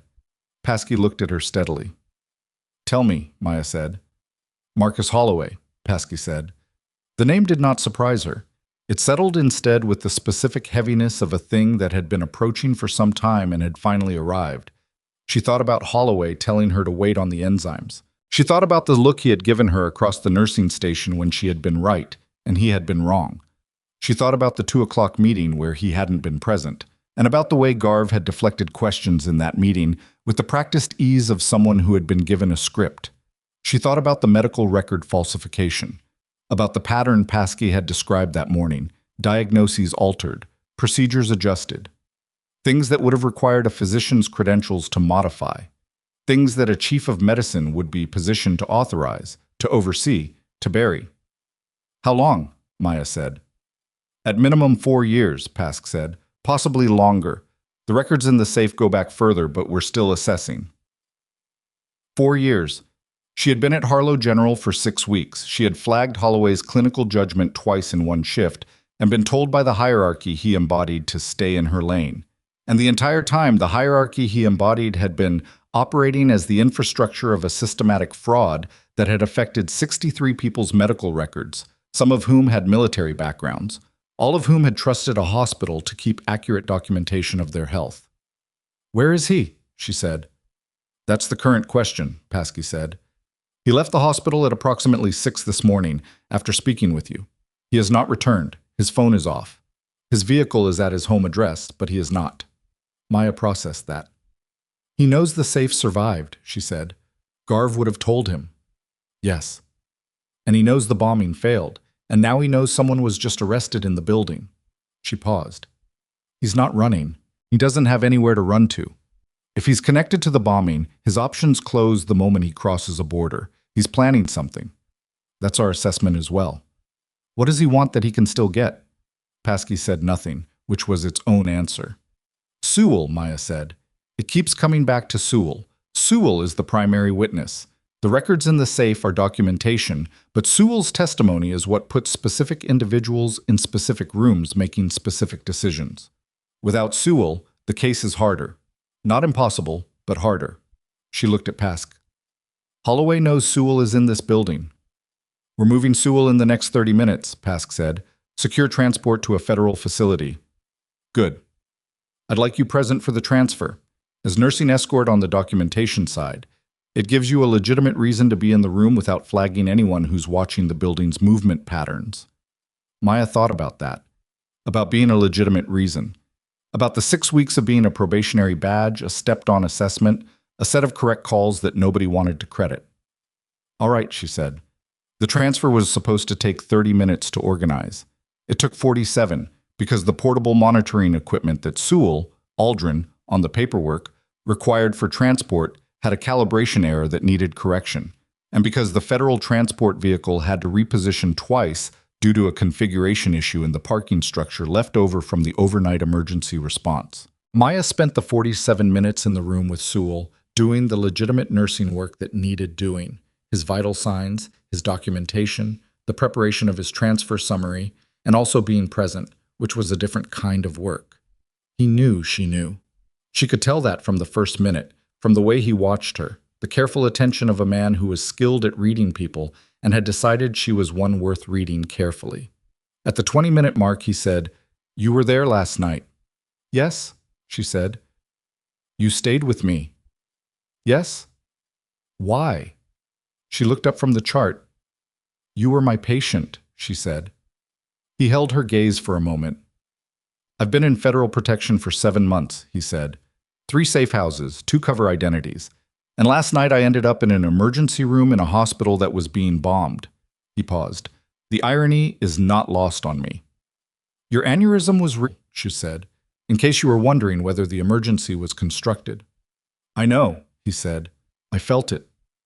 She finished his transfer summary and signed it and handed the clipboard to the agent in the doorway, who took it and went down the corridor to coordinate with transport. The people who did this, Sewell said, to the hospital, to the records. The investigation is active, she said. I know Holloway is involved, he said. He was present in 2 of the meetings where the falsification decisions were made.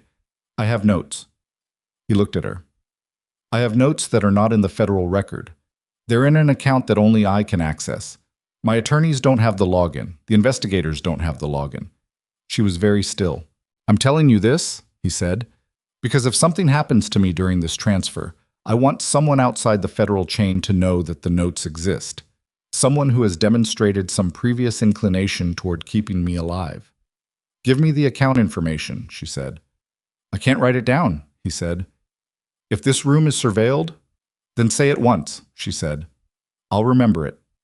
He looked at her for a long moment. Then he said it. An email provider, a username, a password that was a sequence of numbers and letters that meant nothing to anyone who didn't know what they meant to Raymond Sewell. He said it once, in a low, even voice, without repeating it. She filed it with the precision of someone who had spent years retaining information in environments where writing it down was not an option. Okay, she said. The transport team arrived 4 minutes later. 2 federal agents and a medic, the proper equipment, the proper protocols. Maya assisted with the transfer from the bed to the transport gurney, checked his line and his monitoring leads, handed the transfer documentation to the lead agent, and stepped back. Sewell looked at her once as they moved him toward the door. She gave him a small nod. Just a small one. The kind that meant what it needed to mean without meaning anything observable. They took him out. She stood in the emptied bay for a moment. The monitoring equipment was still running, connected to nothing now, displaying its flat baselines. The pillow on the bed had the impression of his head still in it. She went out into the corridor. The corridor was quiet. The alarm had been silenced more than an hour ago. The building was operating in its diminished capacity. 11 patients down to 10 now, the working staff reduced but functional. The federal presence was visible in 2 agents positioned near the west entrance. Darden's personnel at the perimeter. Paskey, somewhere in the building, doing the work she had come to do. Maya walked to the nursing station and picked up the chart for the next patient and opened it and began reading. Her phone buzzed. Unknown number. Different from any previous unknown number. Virginia area code. She answered. Silence for 2 seconds. Then, Ms. Rourke. She recognized the voice in the way you recognize something you have only heard in a specific professional context. A voice that belonged to a particular kind of room and was not supposed to be in this one. Marcus Holloway. You shouldn't be calling me, she said. No, he said. Probably not. His voice was controlled, but the control was the kind that required effort, not the kind that was natural. I need you to understand something. I don't think there's much I need to understand from you at this point. The record falsification, he said. I want you to know that the patients it affected were not harmed by the modifications. The changes were to coding and billing designations, not to clinical records that affected their access to treatment, their insurance determinations, their legal standing, Maya said. For people some of whom had military service records that those medical records were connected to. She kept her voice low and flat. Don't tell me they weren't harmed. Silence. I made decisions, he said. Wrong ones. Over a period of time during which I was also... The people I was working with had leverage over me that I am not going to explain over a phone call. Then don't. I want to give myself up, he said. I need it to not be in public. I need it to be directly to federal investigators, not local law enforcement, not... Call Falk, she said. I'll give you his number. I don't trust that it won't be intercepted, Holloway said. By people who would rather I didn't have the opportunity to make a full statement. Maya held the phone and stood at the nursing station and thought about that for exactly the time it took to assess it. He wasn't wrong. The network that had run this operation for 4 years had tendrils she couldn't fully see. Garv had talked, which meant the people above Garv knew Garv had talked, and the people above Garv had resources she couldn't measure. "Where are you?" she said. "I'm near this building," he said. "I've been near the building for 2 hours. I couldn't—" He stopped. "I didn't know how to come in." She thought about what Paskey had said. He's planning something. She thought about Sewell's notes in an account only Sewell could access, covering meetings where Holloway had been present. She thought about the specific shape of a man calling the probationary nurse who had flagged his clinical failures twice in one shift because every other avenue available to him felt compromised. "Walk to the west entrance," she said. "There are 2 federal agents on the door. Tell them your name. That's all you have to do. They'll bring you in. Yes, that's the point." She paused. "Or you can stay near the building for another 2 hours and wait for whoever above you in this chain decides that your potential testimony is a liability they'd rather not manage." A long silence. "All right," he said. The line went dead. She called Pasca immediately and relayed the conversation in the same flat, sequential way she had relayed everything tonight. And Paskey said she would have someone at the west entrance in 90 seconds. And Maya put her phone down and picked up the patient chart she had set down and looked at it without reading it for a moment. She was standing there, chart in hand, when Teo came around the corner from the west corridor at a pace that was not quite running, but was not his normal pace. "There's a man at the west entrance," he said. "He told the agents his name and they—" He stopped. "It's Holloway." "I know," she said. Teo looked at her. The specific look of a person assembling a picture that had more pieces in it than they'd realized. "How long have you known?" he said. "Long enough," she said. She set the chart down and walked toward the west corridor, not because she needed to see it. Paskey's people had it, Darden's people had it, Falk's people had it. But because she had been in this building for 31 hours and she needed to see, with her own eyes, the specific moment when a man who had told her to stay in her lane walked through the door he had been standing outside for 2 hours and gave himself up. She needed to see it because she was human and she was tired and some things needed to be witnessed. She turned the corner into the west corridor. Holloway was inside. He was being handled correctly, not roughly, not dramatically. 2 agents, quiet, professional. The paperwork already in motion. He looked diminished in a way that had nothing to do with the physical. The same height, same build, same reading glasses pushed up on his forehead. But the architecture of authority that had surrounded him since she'd arrived at Harlow General had simply ceased to be there. He saw her. She expected him to look away. He didn't. He held her gaze across the corridor with the expression of a man who had run out of the specific defenses he had been using for years and was now standing in the space where those defenses had been. She didn't say anything. There wasn't anything that needed saying. One of the agents put a hand on Holloway's arm and redirected him, and he went, and the corridor resumed its baseline. Paskey appeared from the side entrance. "He came in," she said. "I know," Maya said. "His surrender in conjunction with what Garv provided gives us enough to move on the 2 individuals in federal and state government," Paskey said. "We'll have arrest warrants by morning." Maya nodded. Paskey looked at her for a moment. "You've been awake for—" "I'm fine," Maya said. "That's the 3rd time you've said that in the last 20 hours. It keeps being true." Paskey studied her. "Go sit down somewhere," she said. It was not unkind. "The next phase doesn't need you standing up." Maya went back to the nursing station. She sat in the chair that was there, a rolling chair with one wheel that stuck, which she had been meaning to report to facilities maintenance since her 2nd day. And she picked up the chart for the next patient, and this time she actually read it. Her shoulder ached. Her hands, cleaned now, still felt the memory of what they'd held in the last day. The coffee she poured from the carafe at the nursing station was cold, and she drank it anyway. At 6:17 in the evening, the mobile communications system chimed with an internal message from the temporary administrative desk. It was addressed to all staff, from the acting administrator, and it announced that effective immediately, Dr. Marcus Holloway was on administrative leave pending an investigation, and that Dr. Fenn from cardiology would be serving as interim chief of medicine until further notice. No explanation. Just the facts. in the bureaucratic language that institutions used when the facts themselves were sufficient and embellishment would only create liability. Teo read it on his phone at the station next to her. He looked at her. She looked at her chart. "Rourke," he said. "Yeah. Is it over?" She thought about Sewell's account information, sitting precisely in her memory. She thought about the two people Paskey said they'd have warrants for by morning. She thought about the network that had run a 4-year medical fraud with enough reach to place devices in a hospital and enough contacts to know when a federal witness had been admitted under a false name. "Most of it," she said. Teo nodded slowly. He went back to his work. She went back to hers. At 7:45, her phone buzzed one more time. Not a call. A text from Paskey's number. "Sewell transport confirmed secure. One additional arrest made en route. Individual who had been tracking transport, subsequently linked to the bombing network. Warrants for the government individuals being executed tonight. You should know, when we pulled Garv's communications, we found something. He wasn't just running the billing fraud. I was also managing the hiring process for certain staff positions, including the one you came in through." Maya read it twice.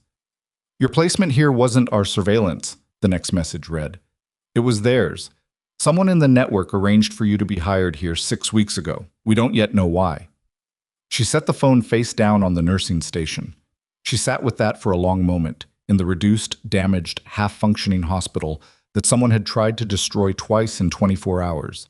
In the chair with the wheel that stuck, with cold coffee and a strained shoulder and 32 hours of no real sleep. Someone had put her here. Not Paskey. Not the Army.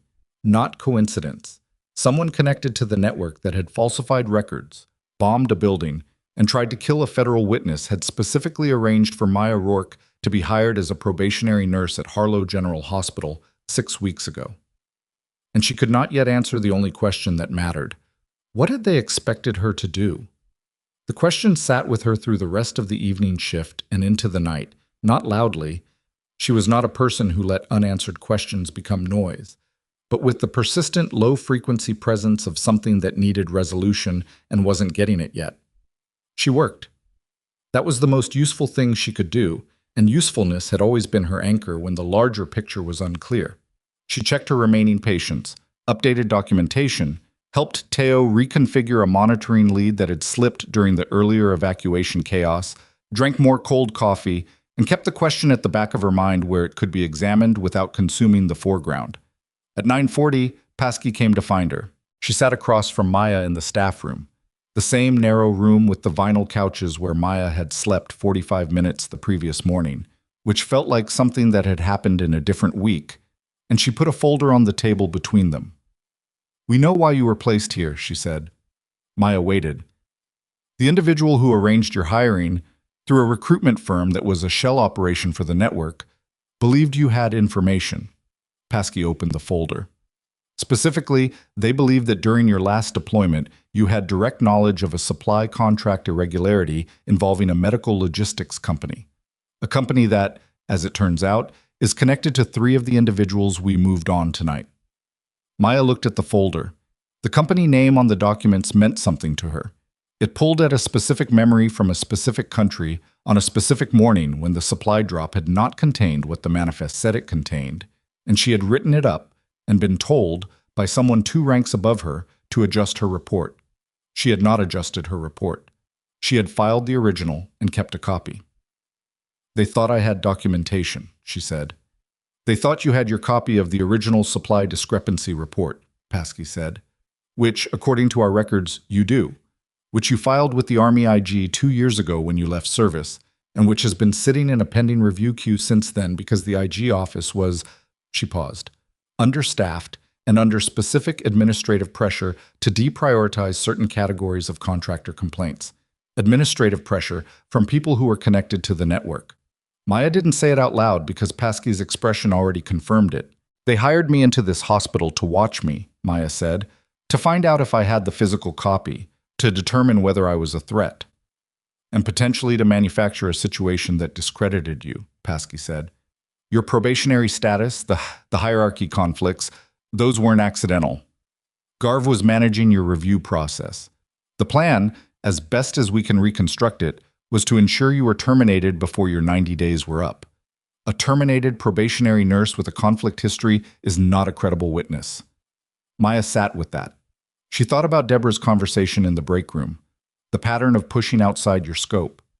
She thought about Holloway's clinical dismissals, the way the institution had been arranged around her, from her first day, to minimize her and contain her and eventually eject her. She had read it as the normal friction of a new hire in an established system, because that was what it had looked like. It had looked like that because it was designed to. She had spent 6 weeks being underestimated by people who were, in part, doing it deliberately. The IG report, she said, the copy I kept. We need it, Paskey said. It connects the logistics company to the network in a way that the hospital records alone don't fully establish. It's the link between the military contracting fraud and the civilian medical fraud. It shows the same individuals operating across both systems. It's not here, Maya said. It's in a safe deposit box in Harrisonburg. I know, Paskey said. I'd like to send someone with you tomorrow to retrieve it. Tomorrow. Maya thought about the word. The strangeness of there being a tomorrow that was not immediately on fire. All right, she said. Paskey closed the folder. She looked at Maya with an expression that was harder to read than her operational face, something underneath the professional infrastructure, something that might have been the look of one person regarding another person with the specific attention that came from recognizing something rare. You should know, Paskey said, that the IG review has been formally reopened as of this afternoon. The administrative pressure that was suppressing it has been removed because 2 of the individuals applying that pressure are currently being processed for federal charges. She paused. Your original report will receive a full review. You'll be contacted. Maya nodded. You were right, Paskey said. 2 years ago, when you filed that report and nobody moved on it, you were right. And the system failed you. She didn't dress it up. She said it plainly, the way facts deserve to be said. I can't undo that. But I want you to know that it's documented, it's acknowledged, and it's being corrected. Maya looked at the table for a moment. Thank you, she said. It was not a large thing to say. It was the accurate thing, and accuracy had always served her better than scale. She went back to her patients. The arrest happened publicly, as arrests at that level tended to do, because federal agencies had learned that public arrests of individuals in government positions were more difficult to suppress or spin than quiet ones, and the people who made those decisions had chosen accordingly. Maya learned about them the way everyone learned about them, through the news, which broke at 11:15 that night on the national wire and was on every screen in the building by 11:30. 2 individuals, a state health regulatory official named Burwell, who had been using his position to suppress audit triggers on the hospitals in the network's orbit, and a federal contracting administrator named Solis, who had been the node connecting the military logistics fraud to the civilian medical falsification scheme. Both arrested at their homes, both in handcuffs in the photographs that the wire services ran within the hour, the specific visual of institutional accountability that the public understood immediately, even without the full context. Teo was watching it on his phone at the nursing station. Solis, he said. He was on the State Health Board Oversight Committee. I know, Maya said. He had authority over hospital accreditation reviews in this region. I know. Teo looked at her. He had been doing that with increasing frequency over the last 24 hours, looking at her with the expression of a man who was continually discovering that the thing he thought he was looking at was something else. How much of this did you know before tonight? He said. Some, she said. Not all of it. Were you... He stopped, organized it. Were you placed here? By the investigators? No, she said. And that was true.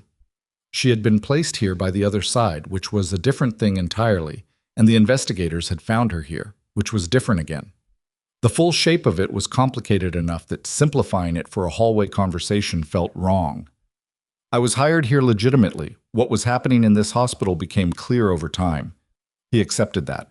I was a person who understood that some answers were the whole story, and some answers were the accurate part of the story that could be given in a particular context, and he had the judgment to know which was which. You're a good nurse, he said. For what it's worth. Separate from everything else. She looked at him. It's worth something, she said. The next morning arrived gray and cold, the same flat November sky as the day before. and Maya drove to Harrisonburg with a federal agent named Caruso, who was quiet and professional and asked her no personal questions, which she appreciated. The safe deposit box was at a bank on the main commercial street, and the retrieval took 11 minutes. She had the key, the account, the identification, and the specific organizational clarity of someone who had filed something important and knew exactly where it was. The document was 12 pages. Her original handwriting on the summary page, the attached manifest with her annotations, the photographs she had taken of the actual supply contents and uploaded to a personal encrypted account before printing them. She had been thorough. She had been thorough because she had understood, at the time, that thorough was the only version of this that had any chance of mattering. She handed it to Caruso in the parking lot. He looked at it with the attention of someone who understood what they were holding. "This is complete," he said. "Yes," she said. He looked up at her. "How did you know to keep this?"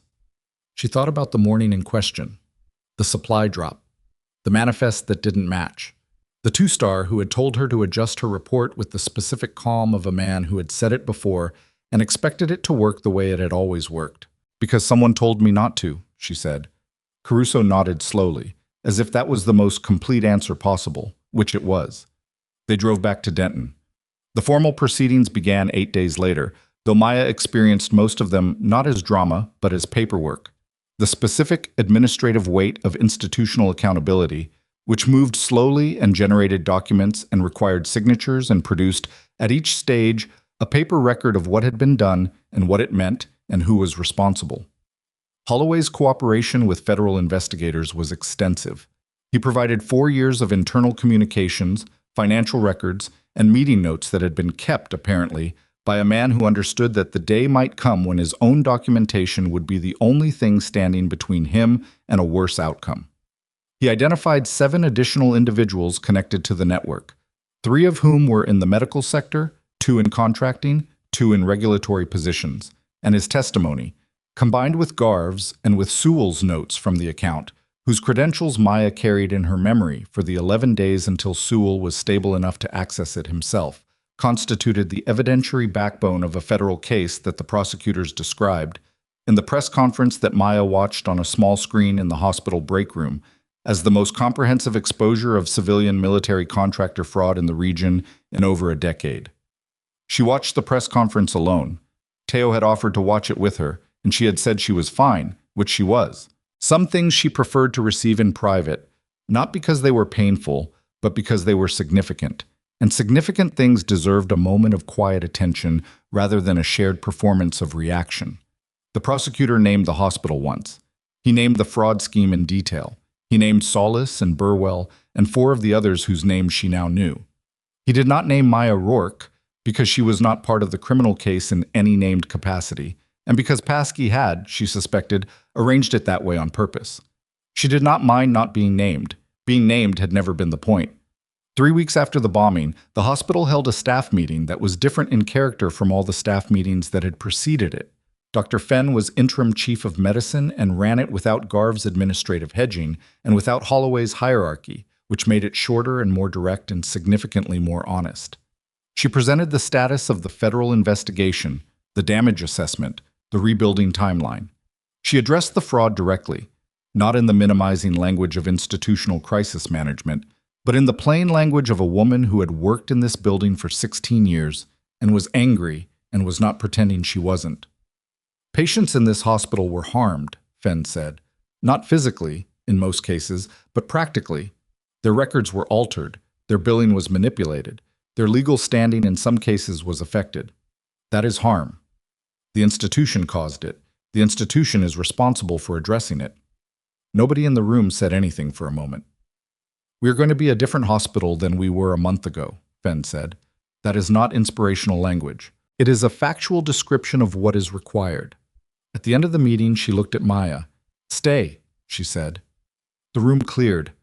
Fenn sat across from Maya at the table, the same table where Garv had run his deflecting, managing, carefully inadequate meetings, and she put her hands flat on it and looked at her directly. "Your 90-day review," Fenn said. "Yes. I've read your file, the full file, the documentation of your clinical assessments, The notation from Holloway's record that he acknowledged your catches on Parr and Aldrin, the incident reports from the night of the bombing. She paused. I've also spoken with Darden and with Deborah. Maya waited. Your probationary status is ended, Fenn said. Effective immediately. Your permanent staff. She held up a hand before Maya could respond. That's the administrative part. Here's the part I want to talk to you about. She put a folder on the table. The hospital is rebuilding its safety and quality infrastructure from the ground floor, Fenn said. The compliance function was compromised. Whitmore did his best, but he was working against people above him in the chain.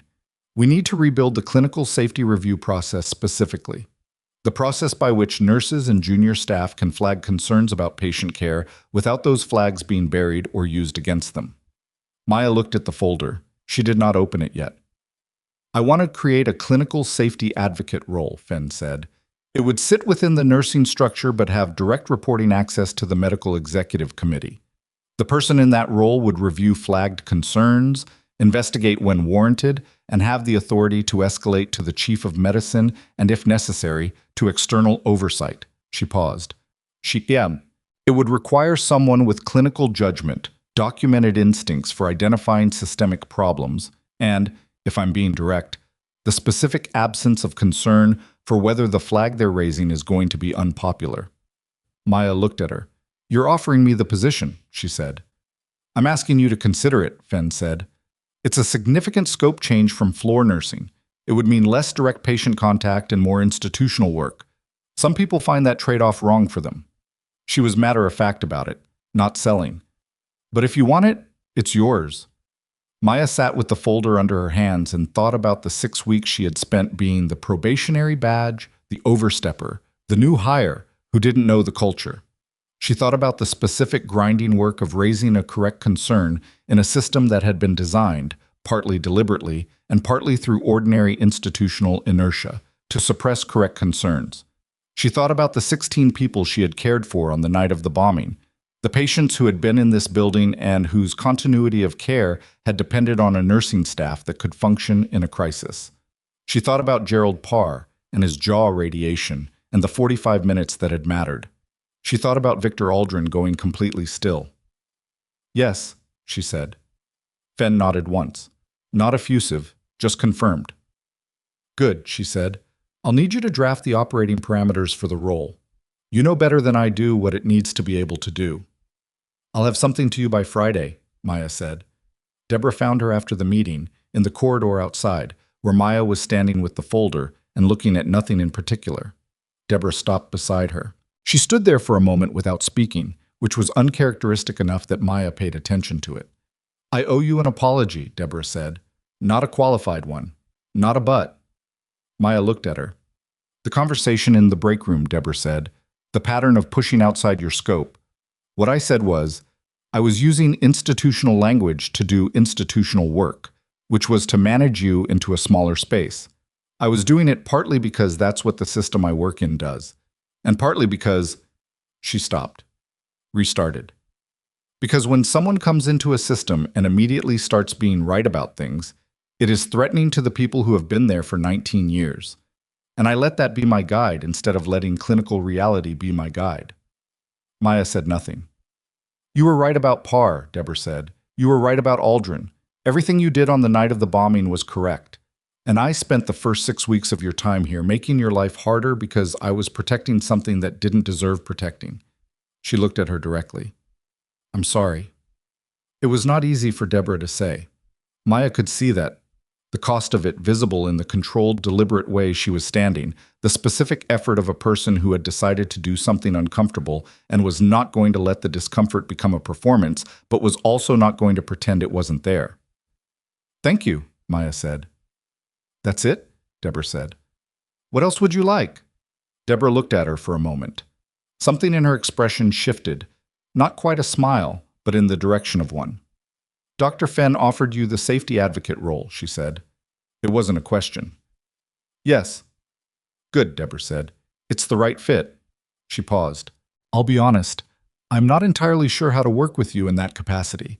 You'll have authority over some things I've traditionally managed. I know, Maya said. We'll figure it out. Will we? We're both people who do the work in front of us, Maya said. We'll figure it out. Deborah nodded. She turned to go. Deborah, Maya said. She turned back. The evacuation on the night of the bombing, Maya said. 12 critical patients, under an hour, 2 functional phone lines. You did that. Deborah was quiet. I know what that cost, Maya said. To hold that together when the building is coming apart. I know what kind of person that requires. A long pause. Go do your paperwork, Deborah said, and walked away. The hearing at which Marcus Holloway formally entered his cooperation agreement with federal prosecutors was not public. Cooperation proceedings rarely were, but its outcome was, because the terms required public filing. Holloway received a reduced sentence in exchange for full cooperation, which meant he would serve time, which was not nothing, but less than the individuals above him in the chain who had not cooperated and who were facing the full weight of charges that included conspiracy, fraud, obstruction, and in the case of the individuals connected to the bombing, charges that carried mandatory federal minimums. The hearing was on a Thursday. Maya was in her new office, a small room off the nursing station that had previously been used for storage and now had a desk, a computer, a lockable file cabinet, and a window that looked at the hospital's west parking lot, which was not scenic but was functional.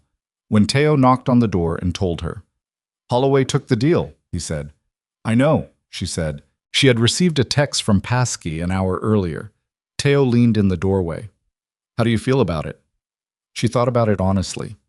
I feel like it's the correct outcome for the evidentiary situation and the institutional need for cooperation, she said.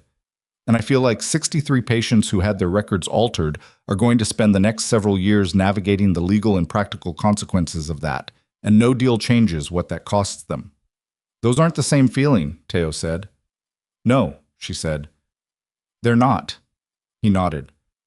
The reduced sentence bothers you. Some, she said.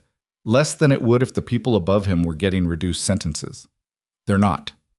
Solis received 14 years. Burwell received 9. The 3 individuals in the medical sector that Holloway had identified received sentences ranging from 4 to 11 years depending on the depth of their involvement. The 2 contracting administrators received 12 and 8 respectively.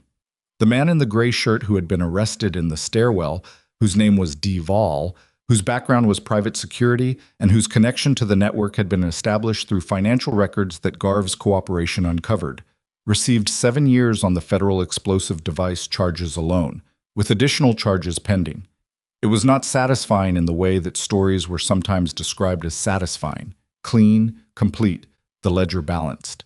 The patients who had been harmed were still navigating harm. The institution was still rebuilding. The people who had been in the East Corridor on the night of the first explosion included one who had not come out, and the specific weight of that person's death, whose name Maya had finally learned, a 34-year-old billing coordinator named Petra Wills, who had apparently been quietly providing information to Whitmore for months before someone in the network found out, was not resolved by sentencing. Harm had consequences that outlasted the events that caused it. Maya had learned that in a field hospital in a country she couldn't name, and she had carried it since, and she would carry it now. What she could do was the work. Gareth Whitmore came back to Harlow General 6 weeks after the bombing, not as a patient, but as a visitor. He had been released from Meridian's care, had spent 2 weeks convalescing at home, and had come back, not to his old position, which no longer existed in its prior form, but for a meeting with Fenn about the transition of the compliance function to a new framework. He stopped at Maya's office door. She was at her desk with the draft protocol for the clinical safety flagging system, a document that was now on its 4th revision because she kept finding structural weaknesses and rebuilding the relevant sections, which Fenn had described as either admirable or excessive depending on the day, and which Maya considered simply accurate. Ms. Rourke, Whitmore said. She looked up. He looked better, the color of a man who had slept in his own bed for several weeks, rather than the color of a man who had been dragged through a ceiling gap in a burning building. Mr. Whitmore, she said. He stood in the doorway with the specific bearing of a man who had something to say and was working out the right container for it. I'm aware, he said finally, that you came through a structural gap in a collapsed ceiling section in a burning building to extract me, and that the reason I am alive to be sitting across from Fern today, in a compliance restructuring meeting is substantially because of that decision. And Teo, she said, and Ortega. I'm aware of that too, he said. I've spoken with them. He paused. I wanted to speak with you separately, because what I want to say to you is not only thank you, although it is that. It's also... He stopped. Restarted. I kept the original records because I believed they would matter. I believed the truth would eventually require documentation to survive, and I was right, and I almost died for it. He looked at her. I want you to know that the compliance work I was doing, the thing I was trying to protect, it was worth protecting. I need someone who went through that building to know that. Maya looked at him for a moment. I know, she said. That's why I went in. He nodded. He put out his hand. She shook it. He went to his meeting. She went back to the protocol. The last significant thing happened on a Tuesday, 4 months after the bombing, on a morning when the east wing of Harlow General had been fully repaired and reopened, and was, for the first time since November, functioning at normal capacity. The ribbon-cutting ceremony was brief and appropriately low-key. Ben had specifically declined to make it a media event on the grounds that the people who had earned the occasion were the staff who had worked through it, not the cameras that would cover it, a position that Maya privately agreed with. After the ceremony, when the small crowd of staff had dispersed back to their duties, Darden appeared in the main corridor. He had not been at the hospital in 6 weeks. He was in uniform, and he walked with the same reading the space attention she had recognized on the first night, and he found her the way he had found her before, which was by moving through the building with the systematic attention of someone who understood spatial logic. Rourke, he said. Darden, she said. He stood in the corridor and looked at her with the expression of a man who had finished a large and difficult thing and was taking a moment to acknowledge it before moving to the next one. The IG review of your supply discrepancy report, he said. It completed last week. She had received the formal letter. She said nothing, waiting for what he was specifically here to say. The findings were consistent with your original documentation, he said. The supply irregularities were confirmed. The contractor has been debarred. The individuals involved in suppressing the original review have been referred for administrative action. He paused. Your report is now part of the official record. Your account of the events, your original documentation, your decision to file and to maintain a copy, it's all there. It's all acknowledged. Maya stood in the newly repaired corridor of a hospital that had been bombed and had survived and was operating again. And she felt the specific weight of a thing being set down that she had been carrying for 2 years without quite registering how heavy it was. Thank you, she said. The Army wanted me to convey that formally, he said, but I'll tell you separately that, from someone who was in this building with you on the night of November 12th, what you did here was not incidental. It was not nursing staff performing above expectations. It was a person who had made a long practice of doing the right thing regardless of who was watching and doing it again. He looked at her steadily. Some people leave the service and they leave it. You didn't leave it. You just changed where you were standing. She thought about what she wanted to say to that. She thought about the east corridor, the gap in the collapsed ceiling, the 47 seconds it had taken her to make the decision and go through. She thought about Gerald Parr's jaw radiation and the 45 minutes that had mattered and the system that had been arranged to make sure those 45 minutes never happened. She thought about Petra Wills, the billing coordinator whose name she had learned too late, who had been quietly doing the right thing in a building full of people who were doing the wrong one and who had died for it. She thought about 6 weeks of being the probationary badge, the rookie, the woman who needed to learn how institutional hierarchy worked, the one who didn't know the culture. She had known the culture perfectly well. She had known it was wrong. She had kept being right about it anyway, in the specific, unglamorous, daily way that doing the right thing usually operated, not in a single dramatic gesture, but in the accumulated weight of small decisions made consistently, in corridors and bay rooms and break rooms and burning buildings, with no audience and no guarantee and no certainty that any of it would ever be acknowledged. It had been acknowledged. That was not why she had done it, but it was something. I appreciate that, she said to Darden. He nodded. He put out his hand, and she shook it, and he walked back toward the west entrance with the measured pace of a man who had other things to do and was going to do them. She turned and walked back toward her office, past the nursing station where Teo was doing his charting, past the bay where Deborah was coordinating a patient handoff with the efficient, unhurried competence that 19 years produced, past the east wing entrance that was open again and clean and functional, past the supply cart that someone had restocked incorrectly, and that she stopped to reorganize for 30 seconds because it was in front of her and it was wrong, and she fixed things that were wrong. That was simply what she did. She went into her office and sat down and opened the protocol document on her computer, 5th revision now, nearly complete, and picked up where she had left off. The morning light came through the window that looked at the west parking lot, which was not scenic but was adequate, and the hospital moved around her with the ordinary sounds of a place that was doing the work it existed to do. And Maya Rourke, who had been a combat medic and a contractor and a probationary nurse, and was now the person responsible for making sure that the next person who saw something wrong in this building had a clear and protected path to say so, opened a new section of the document and began to write. She was not finished. She would probably never be finished, in the sense of having arrived at a point where there was nothing left to build, or correct, or protect. That was not the nature of the work, and she had never expected it to be. What she had learned, in field hospitals and in burning corridors and in break rooms where people with institutional authority tried to make her smaller, was that the work was not something you completed. It was something you chose every morning in every room with every decision that nobody saw and every call that somebody dismissed and every moment when the easy thing and the right thing were different things and you had to pick. She had always known which one she was going to pick. That had always been the whole of it. The people who had underestimated her had made the specific mistake of believing that recognition was what she was after, that if the system didn't acknowledge her, she would stop, that the absence of an audience was the same as the absence of a reason. They had been wrong about all of it. She kept writing.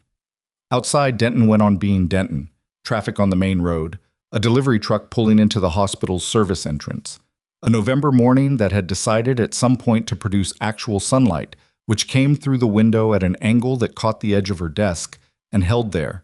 Not dramatic, just present, just the ordinary light of an ordinary morning in a hospital that was open and working and full of people trying to keep other people alive. That was enough. That had always been enough.